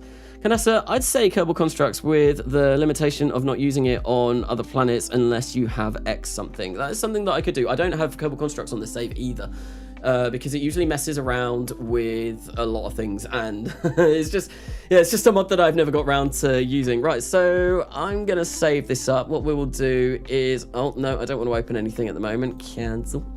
I want to get this up. And maybe, do I want to work on a transfer system, or do I just want to, you know, what's it called? Work on something new. So I need, let's have a look. I need a certain amount of delta V left in this. Because I need to land this on the moon when I get there. 2003, so that'll be enough to actually land us on the moon. So how much does this weigh? We need 26 tons over to the moon. I can probably send this over to the moon with the exact same infrastructure that I sent the first thing that I designed on this stream, because that was also about 26 tons.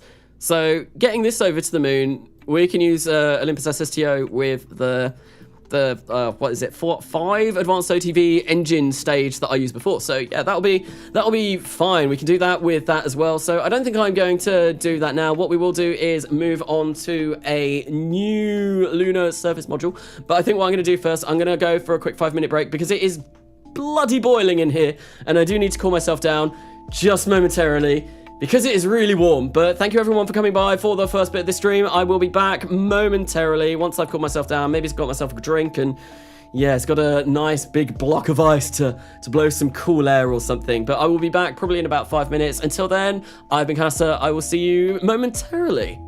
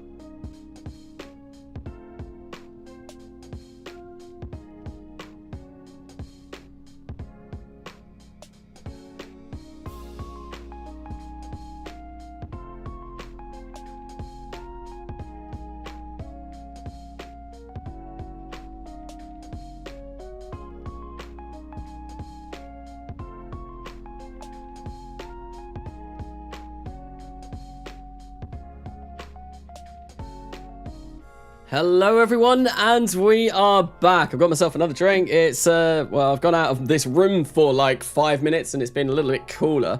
It is a complete sauna in here. It's like I've got all of my, obviously my PC and my second PC, and it's quite a small room, and it's sunny outside. There's a ginormous black curtain next to me, which just radiates heat. It's really, really warm.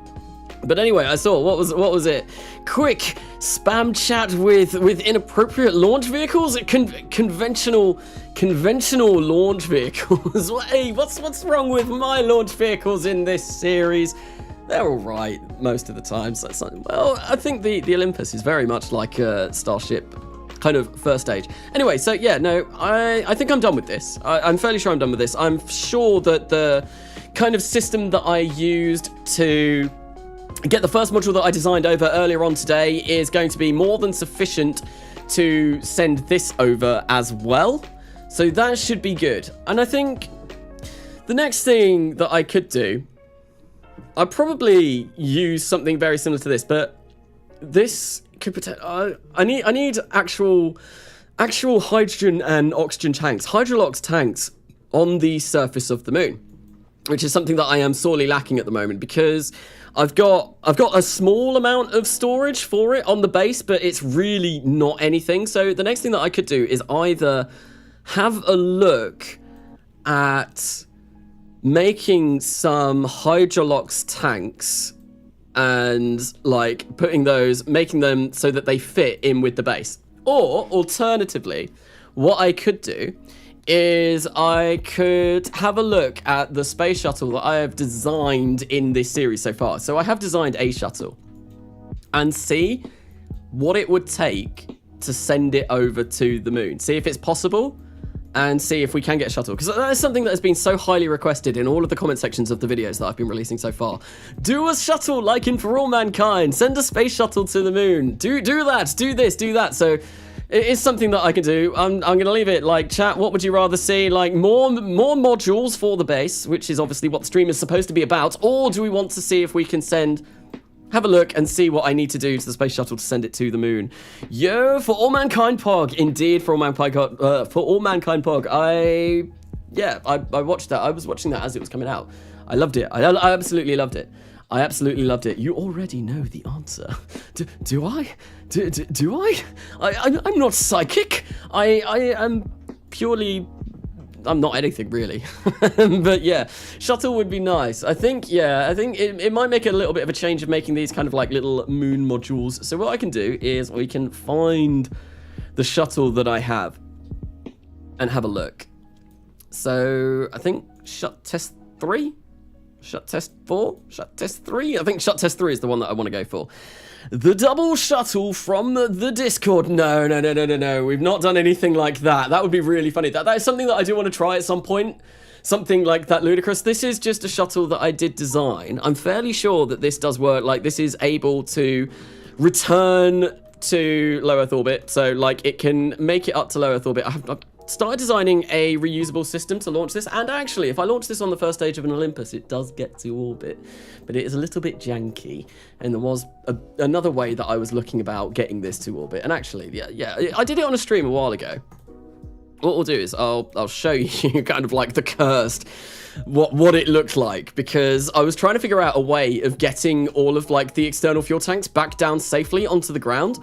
So that is the main shuttle, and I'm gonna play around with that and see what we can do to get to the moon in a second. But this was kind of like the launch system that I started going with, and I don't think it worked because Infernal Robotics was really messing me around. And it's something that I do want to look into, and I might make a reusable upper stage. That was an attempt at building a starship without actually using any starship parts. Yeah, so this looks really weird, right? But what we've got is we've got 2 Orpheus boosters on the side, which are going to be more than capable of providing enough thrust with the engines in the middle to get up to orbit, and then they will do just their standard landing. They'll like separate and land the way that a normal Orpheus booster works. Then what we've got is these 2 external fuel tanks, which are connected to the main shuttle, and they will provide the bulk of the Hydrolox that is going to be powering these engines here.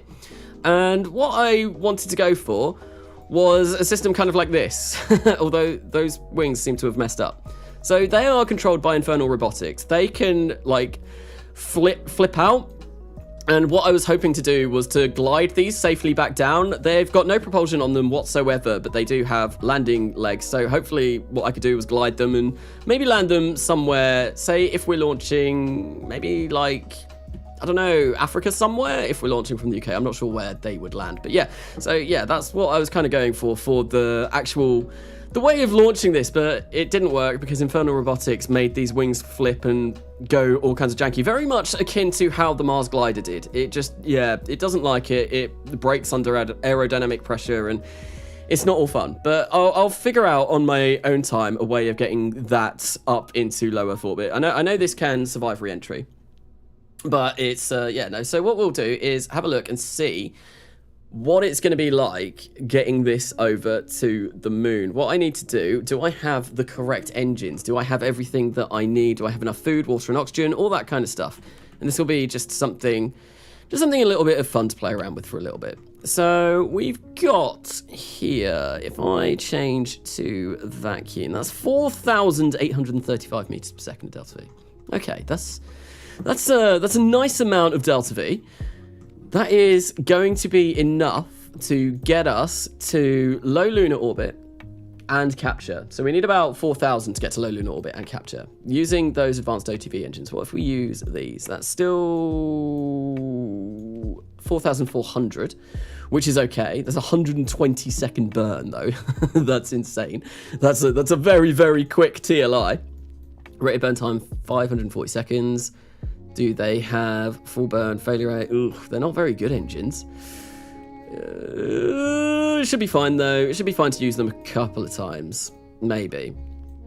Perhaps, I'm not sure, but yeah, no, I feel like these are good engines because they've got multiple ignitions in unlimited ignitions, and they don't have to be ground lit, so that's fine. The Alki engine is from CH4, I believe, and yeah, it's going to be kind of like a good way to transport to the moon and back. And I think I am going to test this when we do this. But what I've got these advanced OTV engines as well, and when I get to the moon, if we want to rendezvous in low lunar orbit, we'll use those to do just kind of like fine tune our burns and stuff like that. But the important thing is we need to dock this to somewhere. We need to be able to dock this. And we need to have a way of basically taking fuel to this. Because I imagine when we get this up to low Earth orbit, what will happen is this will be completely empty. Like we will have no fuel in this whatsoever. So what we need to do is have some kind of system, either maybe a space station in low Earth orbit, which has some fuel tankers with hydrolocks on, which we dock this to, and then we send it over to the moon, or we could just send up another mission after this, which just gives it fuel and, you know, that kind of stuff.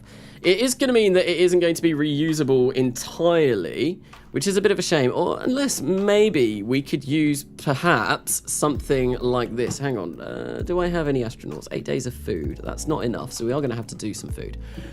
What we could do is potentially have an external tank or a fuel tank in the middle here. So I'm gonna play around with that actually, and we'll see what we can kind of get if we put a new tank in here. So we'll go for a modular balloon tank, because obviously balloon tanks are very nice for this exact purpose.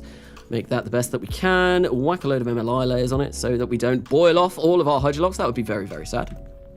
Get some jet engines on that bad boy. See, the thing is, it doesn't really need jet engines. If we fly it and land, like there's literally, it will glide and that will be okay to land it. And to get it to orbit, we're going to need something way more powerful than jet engines. I think I did it before, I tested it, and it was like an Olympus first stage that we used to get this section up to orbit. So it is something, yeah, jet engines, as nice as, like, I think it was the Buran that used jet engines, didn't it? Or it was going to. Or at least one configuration of the Buran had jet engines on. But yeah, I'm not sure if they'd really kind of like fit this style of shuttle. So what I want to make some domes, not noses, domes, dome. Maybe we'll go for like the dome that has a little bit of a frame around it because it looks nice. And obviously we want everything to look kind of nice. Yeah, if I can get away with maybe having the fuel that we need to get to the moon in here, that might be fun. Although I'm not sure if that's going to be feasible. That might be biting off more than I can chew, but we'll see. We'll see how much we can actually get out of this. So we'll make this a little bit longer, maybe a bit wider. Try and make it as wide as possible while still fitting inside the payload bay. So that's probably about as large as we can get that. That's fine. And one other thing, we do need a service module. A service module. This is very... I don't know, the music's throwing me off there a bit. It's very loud. I'm going to turn that down a little bit. Right, so we turn that down a little bit. There you go. I just listening to like a lo-fi stream beats playlist on Spotify, and it's very kind of... very... I guess like some of the mastering on the songs, because it's all copyright-free music. It's very like some of them are loud, some of them are quiet, so some of the mastering probably isn't the best. But I can't really talk. When I master songs, they sound absolutely awful. I'm not very good at it at all. My mastering skills are not great, and that's because I only make music for kind of like hobby, rather than doing anything serious with it. So I do enjoy making music. Making music is very fun.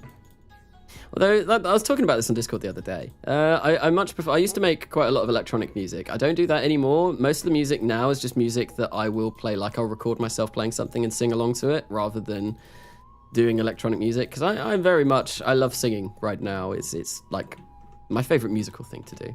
So we're going to make that service module 4. We're going to ramp up that utilization. And what we're going to do is we're going to get a Kerbalism config engine. And what we will do is we will stuff that full of food, water, and oxygen so that our astronauts are able to get over to the moon safely. So if we come and look in there, yep, so that's great. How long does that give us? That gives us 2 years and 40 days. That's a little bit too much. That's a little bit too much, so we can probably get away with having this much smaller. Ideally, we probably need maybe about a year, maybe a little bit, because this has only got 1 astronaut in at the moment. It's only got 1 crew, because the other 3 are being trained up. So we've got Edward Kerman, and then we've got British Person, Saint Egg III, and Kermit Kerman. I think Kermit Kerman is on N9 save as well. Yeah, no, we've only got 1 available, which is a bit of a shame. So we need to divide this by 4, and that's how many days we get. So I think 160 would be 40 days, which is probably enough. Yeah, we'll go for 160 days or thereabouts, and that should be enough food to get us over to the moon. Potentially, maybe. So you think it's all exciting sending space shuttles over to the moon? No, it's just doing more food and making sure that our astronauts don't die and all of that kind of stuff. Will you use the Vasimir engine? The Vasimir engine, isn't that a ion engine? Or like an electronic kind of engine? Probably not. Because they are just so ludicrously unpowerful. Vasimir, like look, it's measured in micronewtons. Max thrust, 833 micronewtons. Thrust to weight ratio of 0. It's like, that's actually got quite a lot.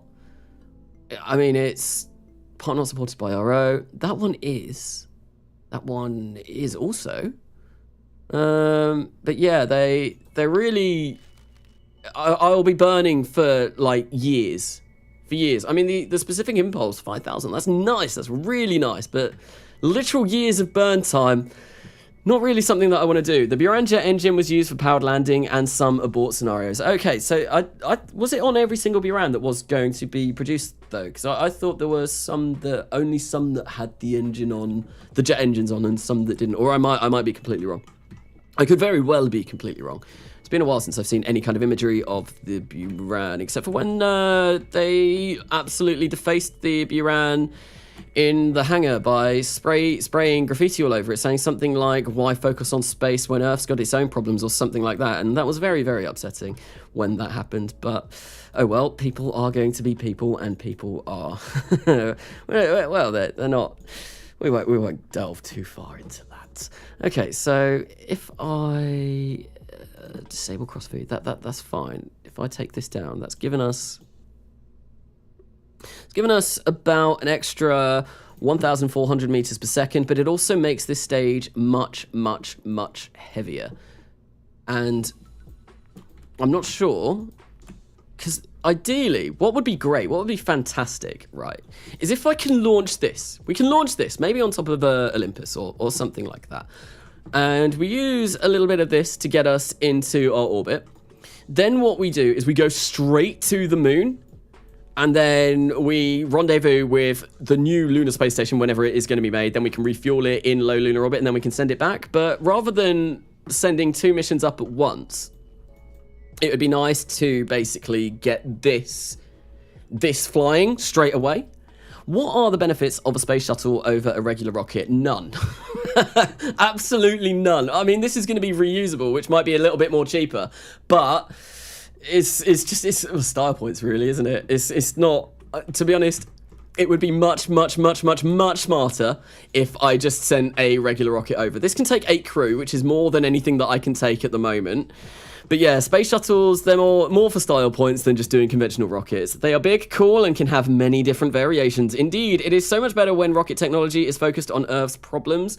Because, well, like, yeah, like, the whole thing about sending up, focusing on space and all of that. I guess what people don't understand is the amount that we have discovered and the amount of technology that we have acquired from sending stuff to space, from all of the research that's gone into space exploration and all of that. It's ludicrous. Like, it may not be inherently apparent to some people that it is helping people on Earth, but it really is. And it's just ridiculous when people are so short-sighted that they can't see, like, that this is actually helping us. All those bad guys over there who need warheads. Yes, we are going to be sending over a shipment of AKs in this. That is something that we are going to be doing. We're going to send them over to, I can't even remember the name of the Russian base in For All Mankind. And that wasn't really spoilers, because, you know, Russians are always going to get AKs. It's the Russians. It'd be silly if Russians didn't have AKs. Right, so, yeah, 5,479. So I need 4,000, roughly 4,000. So that's, we could spend about 1,400, or maybe even less than that. Just working that out in my head. I can probably spend about 1,000 meters per second of this getting this into orbit. So I need 8,400 meters per second on the launch vehicle that's going to get this down. That's interesting, but then this should hopefully get us up to orbit. But I don't know how we're going to do that, and I might even... How do I stick this on top of a 9-meter diameter rocket, is the question. Thing is, we're able to get this to the moon as well, but we're not going to be able to return it, not for a while. Not until I've got the infrastructure up for the lunar base, but I mean, it'd be nice to work on a lunar shuttle anyway, because it's something that has been asked quite frequently, and I thought, yeah, we might as well do it. Rocket Tech for Earth, aka ICBM's metal stick. This looks so cool. What, the space shuttle? This is, I can't remember, this was something I threw together quite a while ago now. Yeah, this is an old design. It's a really old design. I'm just thinking, do I have the rocket, like the launch vehicle that's going to provide 8,000 meters per second of delta V, or thereabouts, for this to get up to orbit? Do I make it come off, like, under here, and have this basically strapped onto the side? Or do I put it underneath and figure out how I am going to connect them up? Because at the moment, that's going to be really difficult. I don't know how I'm going to connect that piece up to a interstage fairing, because that's going to be real janky and real weird, and I'm not sure if it's going to look any good. And these are also a little bit skew-if, but you know what? I'm gonna design. So that's 360 tons that we need to almost get to low Earth orbit. This is going to be the biggest rocket that I have designed in this series so far. So yeah, this is going to be absolutely stupendously huge. But you know what? It's always fun doing stuff like this, so let's do it. This stream has gone off the rails. It started off doing, like, designing modular launch, not modular launch sites, modular things for my lunar base, and now I'm designing a launch vehicle that will be able to get a space shuttle up to the moon, essentially. Where is the big chunky decoupler? Like, seriously, where that's the one that I've got for the Orpheus Heavy. That is not what I want. I've definitely unlocked it. Small decoupler. No, I want big. I want large. It has to be big. It has to be huge. It has to be giant. Okay, I can't find this. Just the big decoupler. I know I've used it before because I had it on the side of this. I can't even remember what it's called. It's like the stack separator or something. I think, right, we'll go mod filter. It's in stock. Hide all.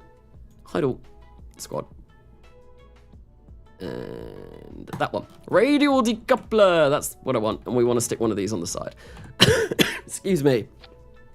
Looks like Pathfinder. Launch it like a Pathfinder, aka Stratolaunch. Not going to be able to do that. This is far too heavy in order to be able to do that. It weighs currently 360 tons. And it's got 5,475 meters per second, of which I can only use about 1,200 meters per second of that to get this into orbit. So I'm going to have to do kind of like a conventional rocket to maybe get this somewhere into orbit. But it's, yeah, no, it's not going to be launched like Pathfinder. Although Pathfinder is something, I want to do something like that in the next millennia at some point. Don't know when I'm going to do that. There's a lot that I want to do before then, such as focus on Mars bases, and maybe eventually we could design some kind of nuclear shuttle system that will get us over to Mars. That might be something that I do. Okay, so we are... I need to get rid of this. I need to show me everything. I want everything, absolutely everything. Okay, right. Where am I looking? Modular launch pads. Not modular launch pads. Modular launch tank. So we're going to go for a balloon tank. And we're going to make this 9 meters in diameter. We're going to make this very big. It's going to be very, very, very big because that's the size of the Olympus. And yeah, we'll just have like the rocket that launches this running down the side here. Hello from Louisiana. I would be in Texas, but Boy Scouts. Hello and welcome to the stream. Yes, almost said scream then. Welcome to the scream. Yes, scream in terror as we try to put together a very bizarre looking launch vehicle. I suppose I could do with the external tank function and use these engines for this stage, but that's not something I really want to do. At least not at the moment. I want to just kind of use these engines because, yeah, they've only got 540 seconds of burn time, and I kind of want to use those completely on the way to the moon. I feel like that would be the best way about doing this. We'll get a peaked top like that, and then we'll have our own engine on here. This is, yeah, I honestly don't know what I'm doing here. This is just me kind of like thinking, yeah, let's do something different. Different doesn't always mean good. In fact, most of the time it doesn't mean good, but you know what? We're going to go for this anyway for now. Big slingshot, put it right into orbit. Yes, we're going to need a ginormous slingshot in order for that to work. That would be one huge slingshot. I'm not sure if we would have the elastic band big enough in order to actually create said slingshot. And actually, like the amount, like, could you create something that is going to be able to withstand like 8,000 meters per second velocity launched all at once? That's crazy. That's crazy. Kanasa, no shuttles or ban. You can't ban me. You can't ban me from my own channel. Who do you think you are? We're going for a shuttle just because lunar shuttle. Why not? Because it's been highly requested and it's what most people said that they wanted to see. So we're going to try it anyway. This is tooled already, which is kind of nice. There was something I wanted to do here. We want to change this to cryo and we want to get some beefy, very beefy engines, and I think in order to kind of like go for this, we are going to go for one of my all-time favorite engines from CH4 that is really quite powerful. But Alistair can make shuttles. I can make shuttles too. I made shuttles in Kerbal Gets Real. I made the broadsword and I made the longsword. 2 whole shuttles. Yes. 2 shuttles in a series that took me, what, like 6 months to do? Maybe not quite that long. Where are you? The Cobra H. It's a very, very powerful Hydrolox engine, and it is something that I am going to want to be using. So where is it? Where on earth are you? Cobra H. Where have you gone? Where have you gone? It might be that. No, that's the LR87. It might be that. No, that's the LR91. All right, so let's just type it in. Cobra H, there we go. This thing is beefy, like real beefy. Pure roast beef. Right, so we've got that, and it's got no different engine config. I'm gonna up that a little bit so that it fits nicely within the boat tail. We'll go for something like this, and we'll see how bad the torque is. It's not too bad. Hopefully this will be able to withstand that, but it might not be able to, so we will have to see. That's providing us 4,720 meters per second of delta V, which is awesome. But yeah, we don't want to enable crossfeed there. Maybe if I go for 3, the kind of like, what's the thrust to weight ratio on that? 1.17, so we can probably make this a little bit bigger. And I feel like we're going to need something bigger than an Olympus to get this, but you know what? This is going to be a bizarre stream, so we're going to build something even bigger. Because this is what we're going to end up doing. We're going to end up sending a shuttle like this for some reason, and yeah, I don't know why I'm doing this, honestly. I really don't know why I'm doing this, but we're doing it. That Fabula who collapsed and got CPR is alive now and in stable condition. That's good. That's very fortunate. Yeah, was it a Danish player that collapsed? Obviously, I've been streaming for the entire time that match was on, but that is good to hear. Well, the slingshot might wipe out an entire forest if it snapped. An entire forest? It might wipe out the entire world. I wouldn't be surprised if, yeah, something that ludicrously big was. It's a death trap waiting to happen. So we'll fire that up. Yep, the talk is a little bit weird, but we might be able to get away with it. That's going to be 312 seconds of burn. That's fine. We only need 3,000-ish meters per second of delta V on the first stage. So can I maybe get away with an Olympus first stage? And can I get away with having this 9 meters? Because that's how big the Olympus is. If we get those 3 all together like that, that's only 1.17. This is honestly going to look completely ludicrous.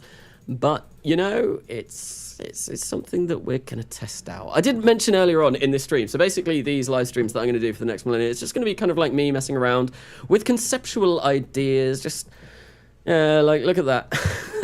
Just kind of weird conceptual ideas that I want to see if I can make work whilst on a live stream, basically is what we're going to be doing now. And seeing how that goes. Most of the time, it's probably not going to go particularly well. So we'll go for 9 meters, something like that. Yeah, because the Olympus is 9 meters in diameter, same as the Starship. That's why I made it that diameter, because, you know, it's definitely not a Starship. 100% no, definitely not. I wouldn't steal the Starship. No. Right, so, yeah, there we go. We've got that. That needs to come back down to 9 meters and 9 meters. There we go. Fabulous. Soviet technology, will the slightest... Oh, yes, I saw that. Soviet technology? What about Soviet technology? What about the Soviet technology? Is there something about this that is going to be particularly Soviet? Is the Cobra? I don't think that's Soviet. It's Hydrolox. And, I mean, the Soviets do have used Hydrolox, but Hydrolox is more an American thing from what I'm aware. So we'll get an Olympus Block 2 and we'll see how much Delta V this gives us. I need about, right, so that's 6,000. 6,000 in vacuum. I need, and that's what, 0.83. If we decouple that, maybe make that a little bit smaller, because 0.83 probably is going to be fine. I feel like that is going to be more than enough to get us to, yeah, 6,000, right, 6,000, that's okay. Is the Olympus Block 2 first stage going to be chunky enough? Is it going to be powerful enough to get this quite ludicrous design up to low Earth orbit? And I think what we've already got an interstage adapter on there, so I can get rid of that, and we can whack that here. Make sure my symmetry is down to 0, because if this copies all of these Olympus stages, well, that's just not going to be very fun at all. There we go. We go there. No, we do not go there. We do not go there. That was very bad. We go there. There we go. Much better. And we grab these. And honestly, I really don't know what I'm doing at this point. This is something completely different, and we'll make the extra height go all the way down, something like that. This reminds me of a strange concept when NASA would launch a shuttle using a Saturn IV first stage. So this is going to be like this stage here, the first stage of the Olympus, that is recoverable. So we get 3,000 meters per second. That is actually going to be enough to get this to orbit. However, the problem that I now run into is, do I have enough? Is this going to have enough thrust to weight ratio to get us to orbit? That's going to be the next tricky thing. And is the shuttle going to clip? Yes, it will. So I need to flip the shuttle round another way. Okay, that's fine. That's absolutely fine. Kind of so, hey, do you know if you can get RO engines with stock configs? I don't think so. I think if you want to do that, there is a mod called SSTU, which adds kind of like all of the RO-ish kind of stuff, like Orion and Apollo and all of that to the stock game, but it doesn't come with RO configs. At least I think that's what SSTU is for. I've never used SSTU like that before, so I'm not entirely sure. Don't forget to S. Saturn shuttle. Yeah, I suppose this is smaller than the Saturn in the fact that this is only 9 meters in diameter. For one. Right, what's our thrust to weight ratio on this? 1. Ooh, that's not good. That's not enough thrust. Silly rocket. That's not enough thrust. We need more than that. We need more than that. So what can I do? I've already changed this once, but I suppose we can go for an Olympus Block 3 and get a few more engines on the bottom and have a look. Right, that's going to give us 1.07. Ideally, I'd want a little bit more thrust than that, so I think what I might do is get this outer ring and maybe place some more of these. We'll grab these and make this even bigger than it was. I think I had 12 on here, and I think I can fit at least 18. So we'll go for 16. If I do that, and like obviously it looks like they don't fit at the moment, but what we can do is we can just do something like this, and they can kind of fit. No clipping involved here. We're not going to be clipping engines to each other. More boosters? No, not more boosters. Not this time. More engines. More engines is what we are going to go for, and that's 1.07 without the 6 engines in the middle. And that's going to now be 1.33 off the pad, which is glorious. We get 2,622 meters per second of delta V with that.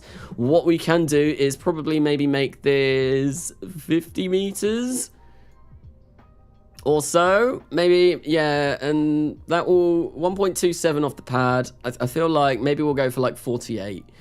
And I'm just changing all of my designs around here. No, I still kind of want a thrust-to-weight ratio of above 1.3. To be honest, what I might do, I think I'm just gonna try this out and see how this goes, because it might end up being really bad. Right, and one thing that I'm going to do is we'll save shuttle test 3, and what I'll do is I will make this the root part. Have I made that the right tank? Yes. We'll make that the root part. Oh, we flipped the wrong way around, and what I wanted to do is grab this decoupler and just move the entire shuttle this way. And oh no, I've created 16 of these space shuttles. No! This is gonna break my game. This is gonna really break my game. It's not gonna enjoy this in the slightest. Block 1B or 2B? 2B or not to be? That is the question. Kanasa, it only makes sense if you use this stretch first stage on an Olympus rocket too, not just the shuttle. Yes, I might make this stretch first stage, obviously. Now that I've done this, this might be what is capable of taking 200 tons to low Earth orbit, because I do eventually want a launcher that is capable of taking 200 tons. That is going to be the next step up, and I feel like if I use that, I will almost certainly use this config of the Olympus engine for that, so I will be using this for other things other than this shuttle as well. One clap. Slow clap, everyone, for the game absolutely dying because it is now trying to copy 16 versions of this space shuttle and place them all around the outside of this core section.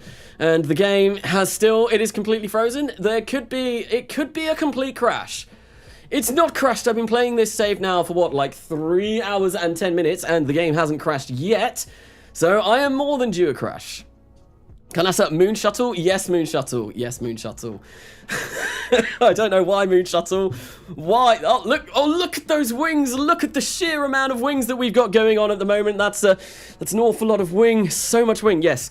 I don't know why Moon Shuttle, but people were requesting that I do a lunar shuttle at some point. So I thought, well, why not now? Let's do it now and see what we can do. Right, finally, I should have control. I do have control. Let's make this go down to 1 and never have to worry about that ever again. Right, so we need to make sure that this is the right way, and I think if I put this higher up, like the higher up this goes, the less gimbal I'll need on those engines, which is going to be, oh, so I could actually, no, I don't want to place it on like that. That's just a silly idea. So we'll place it there for now. Really high up.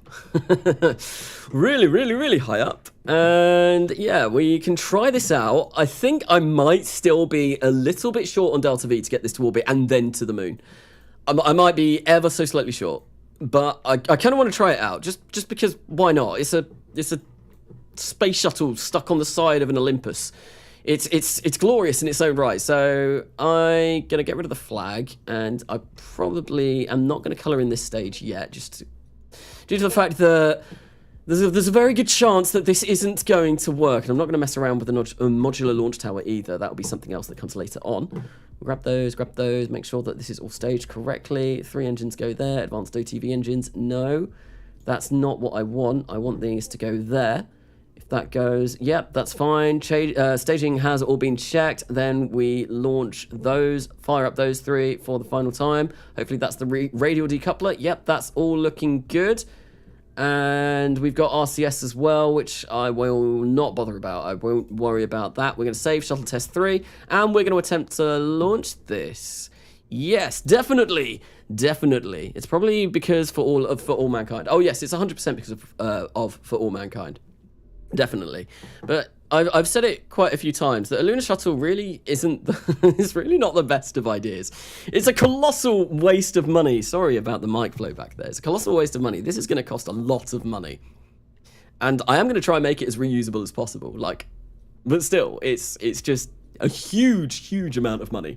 And I think, yeah, we can make it reusable in the fact that we can bring we can send this to the moon and back with one launch of a Hydrolox tanker in low lunar orbit to refuel it.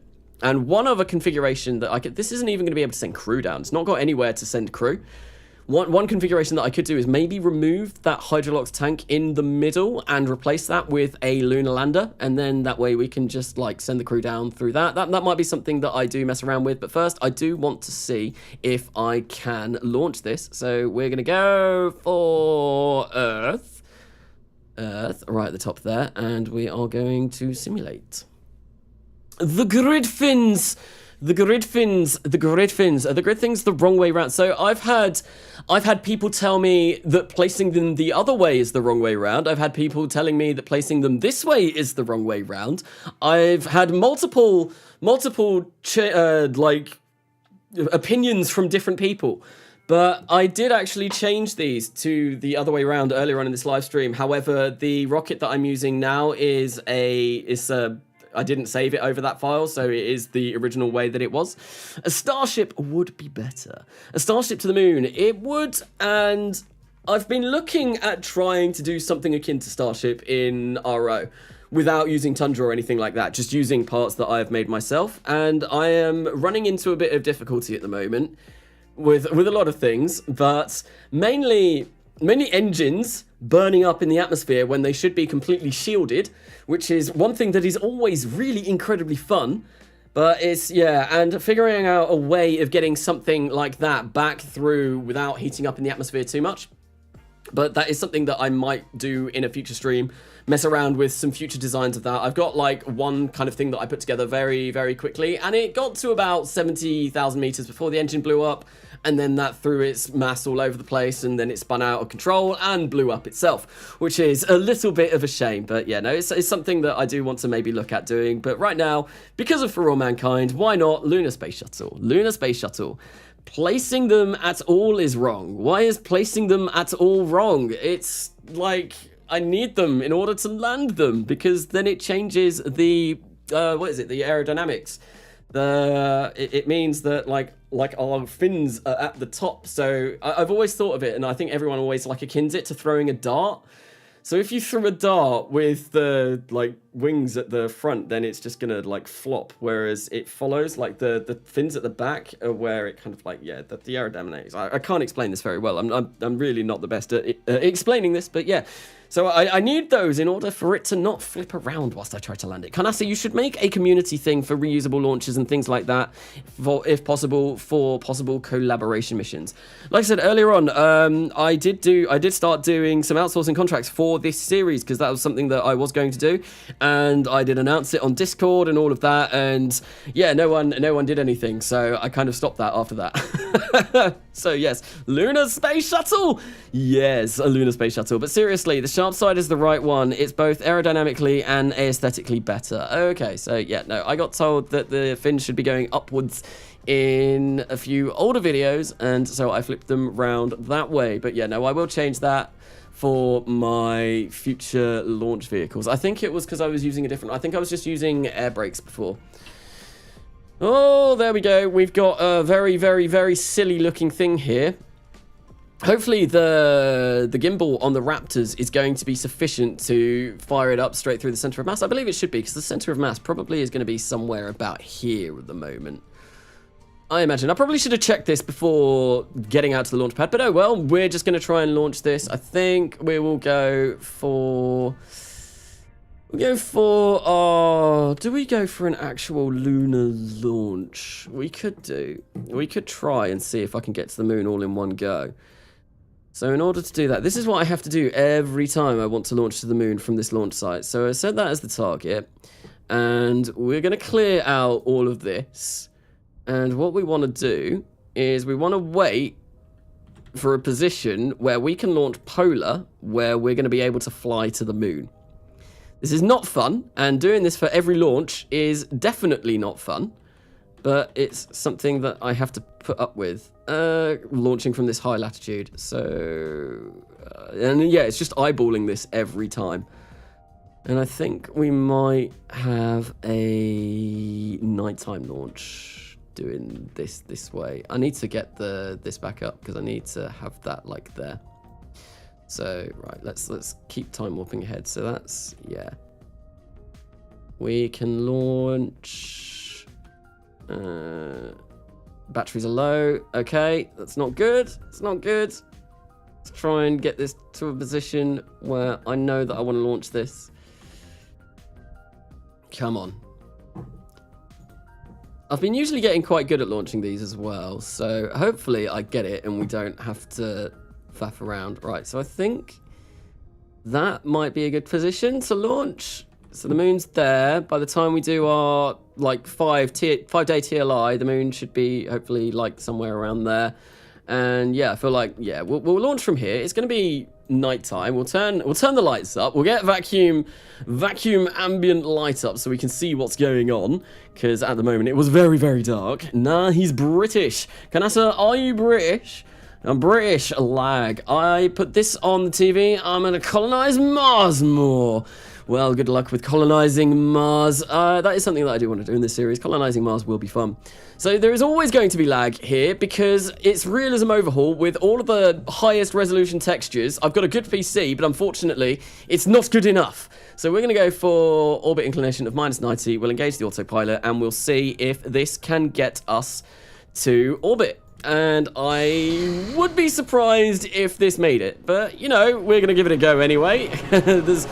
Might as well try. Come on. All right, and we will detach that. That's a problem. Well, there's an issue already.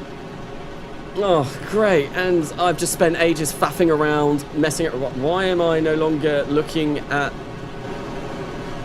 Wait, what? Why am I now in control of this? Okay, but I need to revert anyway because there's not enough avionics on it. That's a real shame. Real shame. I can't believe I forgot avionics. Well, we all do it. It happens to everyone. It happens to everyone. It's tilting. It is tilting because I did not have enough control of the rocket. So basically, I wasn't able to control it at all.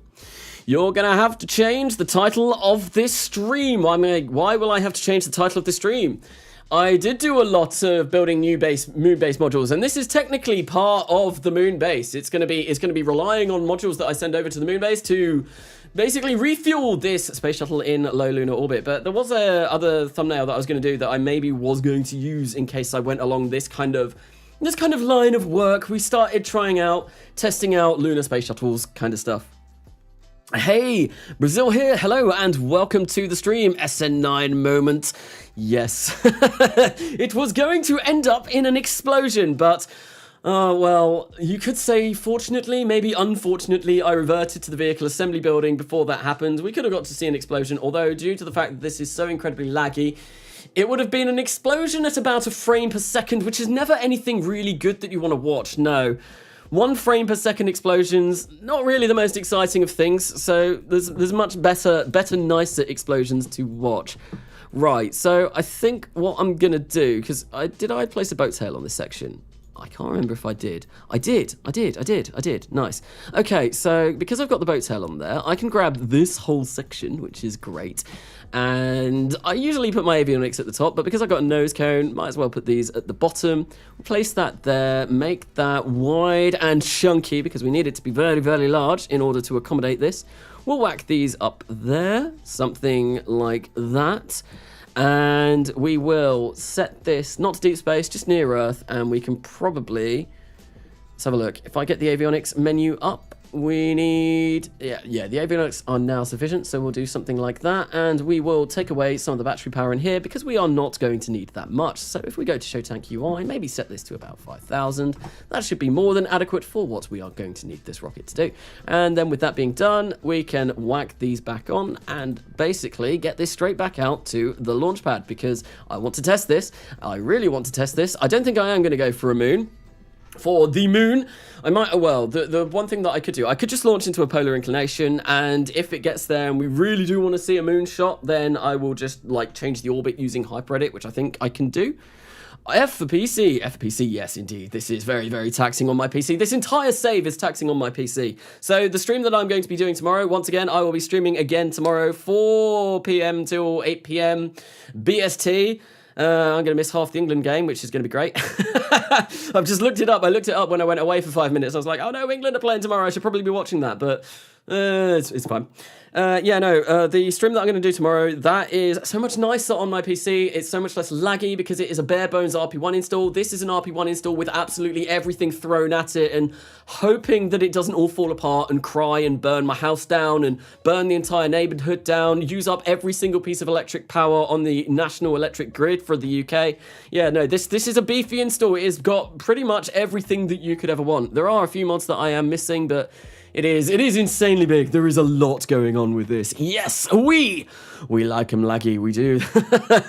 If you were here from the beginning of the stream, you saw the, the Lunar South Pole Outpost, which is incredibly laggy. It's like 6 frames per second the entire time I'm there, which is why I don't tend to go there that often when I'm doing live streams. Usually that's why most of the, I've said it a couple of times already in this live stream, most of my live streams at the moment are done in like the vehicle assembly building and testing out new concepts, new designs and all of that, because to be honest, a lot of the stuff that I do is just lagtastic, and no one really wants to see all of the lag. No, you much rather look at it sped up to like 8 times speed when I edit the videos altogether, because I think, yeah, most of the time when it's like around the Lunar South Pole Outpost, I think that is sped up to anywhere between 8 to 12 times speed in post-processing. Me who plays stock KSP at 16 frames per second. Nice. Yes, this is very, very, very painful. I think, yeah, 6 frames per second around the moon base, it's just not fun. It's really not fun. We like them laggy. I know how you feel. Yes, it is awful. It is awful. And I think in order to run, well, that's one thing that I'm hopefully looking forward to for KSP2 is better optimization. Better optimization is the one thing that I really, really, really, really want, because just the frame rates, like, it's just terrible. Putting big things together, throwing big things together in KSP1, like, you can only get so far, and then everything just completely slows down to a halt. And like, even trying to launch this now, like, how long have I been rambling on now? Like 5 minutes? Probably not even that. Maybe like 3 minutes waiting to get from hitting the simulate button to out to the launch pad. It's just ludicrous, but I am playing with like 120,000 module manager patches, so it's not a light install by any means. But it just takes so long. so incredibly long to like load everything up, and I just want KSP2 to be a bit better optimized. That would be glorious. That would be glorious. KSP1, to its credit, has gotten better over the years, much better. YT, I doubt it. I wish. I know how you feel. What is at YT? What is that about? New stream title, Alisea finally lands on Juna. Alisea, you do need to do that at some point. Why has this changed? Oh, you're kidding. That's going to clip and that's going to send this flying all over the place. I have just spent, like, I must have changed it when I picked it back up. Oh, that's so, I'm going to try it. Yeah, screw it. No, we're going. This is not going to work, but, you know, might as well try. Hopefully we don't hit that and we clip through, but I don't think that's going to happen. I think what's going to happen is we're going to release this from the launch clamp and we're going to get yeeted over this way. Oh no, we're good. We got slightly moved, but we are good. That's okay. That could have gone a lot worse. That could have gone a lot worse, but we are on our way to orbit now, or at least we've taken off. This is, quite honestly, one of the most ludicrous things I have ever built in Kerbal Space Program. Like a shuttle on the top of basically a starship stack. It's insane. Scrape. Hey, are we flying? Yeet. Launch. Ha! Yes! We are on our way up to orbit. We are going. We are good. And hopefully, with a little bit of luck, we should make it to orbit. So we're going to burn through the vast majority of this stage very, very quickly. It's only going to take, 120 seconds to burn through this first stage of the Olympus. That's insane how quickly we are doing this. I might even need to make this first stage a little bit bigger, a little bit longer in order for this. Because, 120 seconds of burn at the beginning really isn't an awful long time. But we are kind of maintaining our position with all of these Raptor engines. We're not going all over the place. The gimbal on them is sufficient to keep this firing through the center of mass, because obviously the center of mass on this is going to be completely janky. The fact that we've got a space shuttle like there. I should probably rename the stream though, like something like launching a shuttle on a starship stack. Like why? Oh, excuse me. Why? Why am I doing this? Why am I doing this? Why? Oh, well, it's all fun and games. It's all fun and games until someone gets hurt, then it's hilarious. But, well, we're gonna, this is just, quite frankly, ridiculous. Hopefully we do manage to get a fair distance of the way. So that's gonna take 6,700, which means we're gonna burn 400 meters per second of delta V on that stage. Yeah, I think theoretically, okay, as long as this doesn't kind of throw itself off because of the center of mass issues, which is something that I probably could fix with a little bit of wiggling around with the engines, this should make it to orbit with enough delta V left in that shuttle to go to the moon just in one go. Without needing any refueling trips, we can send a space shuttle to the moon. Unfortunately though, there's not really much point sending the shuttle to the moon yet because, well, there's no lander in this, and we've got no way of sending the space shuttle back. So it's kind of like a little bit of a pointless exercise. But you know what? Sending a shuttle to the moon anyway, it's always funny. The cursed rocket looked really cool. That's the Starship S1C Falcon Heavy space shuttle thing that I did a while ago, wasn't it? Yeah, that was an interesting video to put together. And actually, that video took like no time at all. Really no time at all. Right, wow, we've got thrust on this stage, and we are pitching up, but that's okay. We are maintaining our position. The only reason why we are pitching up is because we are trying to fight this so that we do raise our apogee to a point where we are going to make it into orbit. So this is looking good. I think this will actually work. It all depends on the change of the center of mass by the time we burn through this tank. But as it stands, this is looking promising. This is looking very promising, and it might work. Wow, this is janky as. This is indeed janky as. It's like an external fuel tank that uses engines. There might potentially be a way that we might be able to recover this at some point, but I'm not entirely sure. Maybe another thing that I do as well is, instead of having a system like this, if we want to just send crew up to low Earth orbit, I do a kind of an alternate version of this, where we use a single stage at the bottom or maybe a smaller stage on the side, and we launch that, and then we finish the burn using this, because this has got like 5,000 meters per second of delta V. So we only need about 4,000 in a single stage to like start propelling this up to orbit, and then this finish it. And then that way, as long as that works, I'll have a fully reusable system that can get to low Earth orbit and take a crew of 8, which will be great. And I suppose that's kind of like what Starship is kind of meant to do. What has gone on there? What has gone on there? Look. That's obviously a weird setting with mirror symmetry. That should be the other way, because that's how it should look. That's incredibly bizarre and incredibly strange. But our pitch is kind of going down a little bit.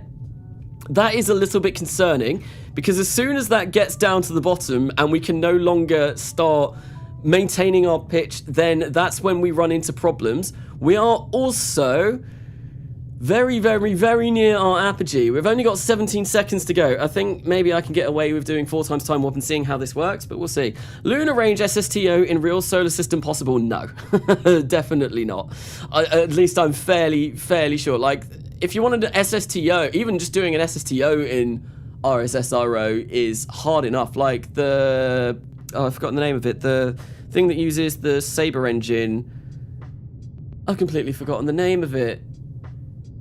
That trying to design that is hard enough, and like obviously I've got the Olympus, which is technically an SSTO, but it's not really useful SSTO. You send it up to orbit and that's it. It won't go anywhere else. Yep, no, we've lost our pitch. We've lost our pitch. We've lost it, and that means that we've got 2,000 meters per second of delta V that we can't use on that stage. So these engines are going to need to be changed around a bit, but what we can do is just, like fire up this stage and hope that doesn't crash into us and kill us. But I imagine that is going to crash into us and kill us. Skylon, yes, that's the name. Oh, we're still connected to this apparently.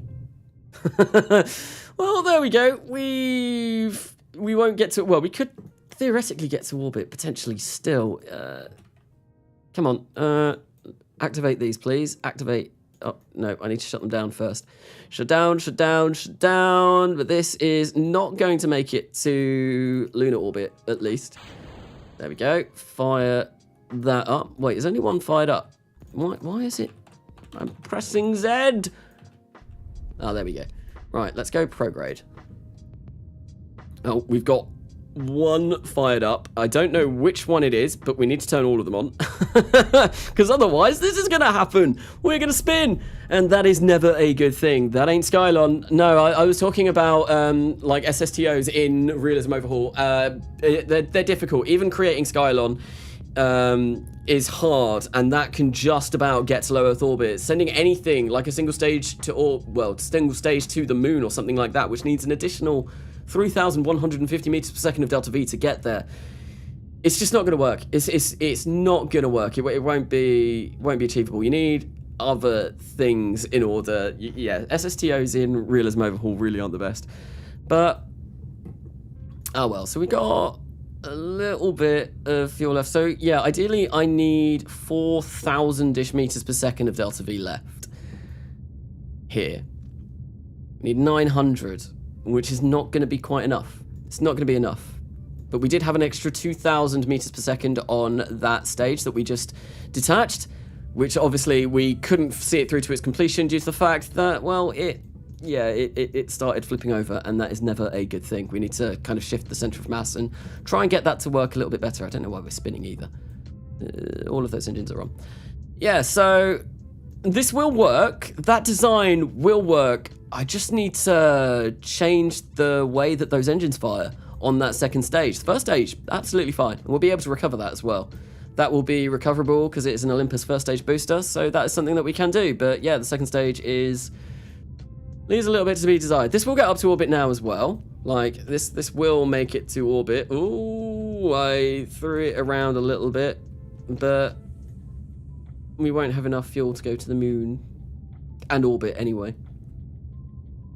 because we're gonna be left on about 3,800 meters per second or so when we get to orbit. So I'm just gonna cut that there. I'm going to cut that there, and that will be that. So, yeah, there's a few edits that I need to make to the second stage of this absolutely crazy contraption. But I think with that being said, what we're going to do, well, we're going to revert to the vehicle assembly building, and that will be the end of this stream, because it's been about 3.5 hours. It is really, really warm in here. I want to go cool myself down and go spend some time with Alasea and chill out for the rest of the evening. But I will be streaming again tomorrow, same time. I'll be doing early RP1. Not really early RP1 anymore, because we've got orbit, we're going to the moon. So yeah, it'll be moon stuff and all stuff like that, but that will be happening tomorrow. Thank you for everyone for coming along to this stream. Anyway, it's been enjoyable. I hope you've enjoyed the rest of the kind of like crazy conceptual designs in the next Millenia that I'm going to be working on.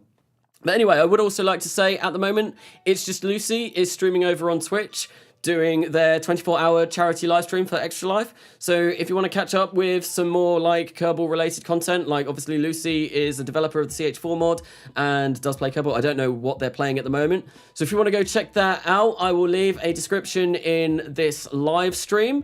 I'll do that momentarily once I've finished the live stream. So yeah, I'm going to go head over there now and catch the last, I think it's 3 hours that they're going to be doing. And yeah, so go check it out. It's for charity, good cause, and all of that. But thank you everyone for coming along. I have been Karnasa. Bye everyone that said bye in chat. Bye Kianarian.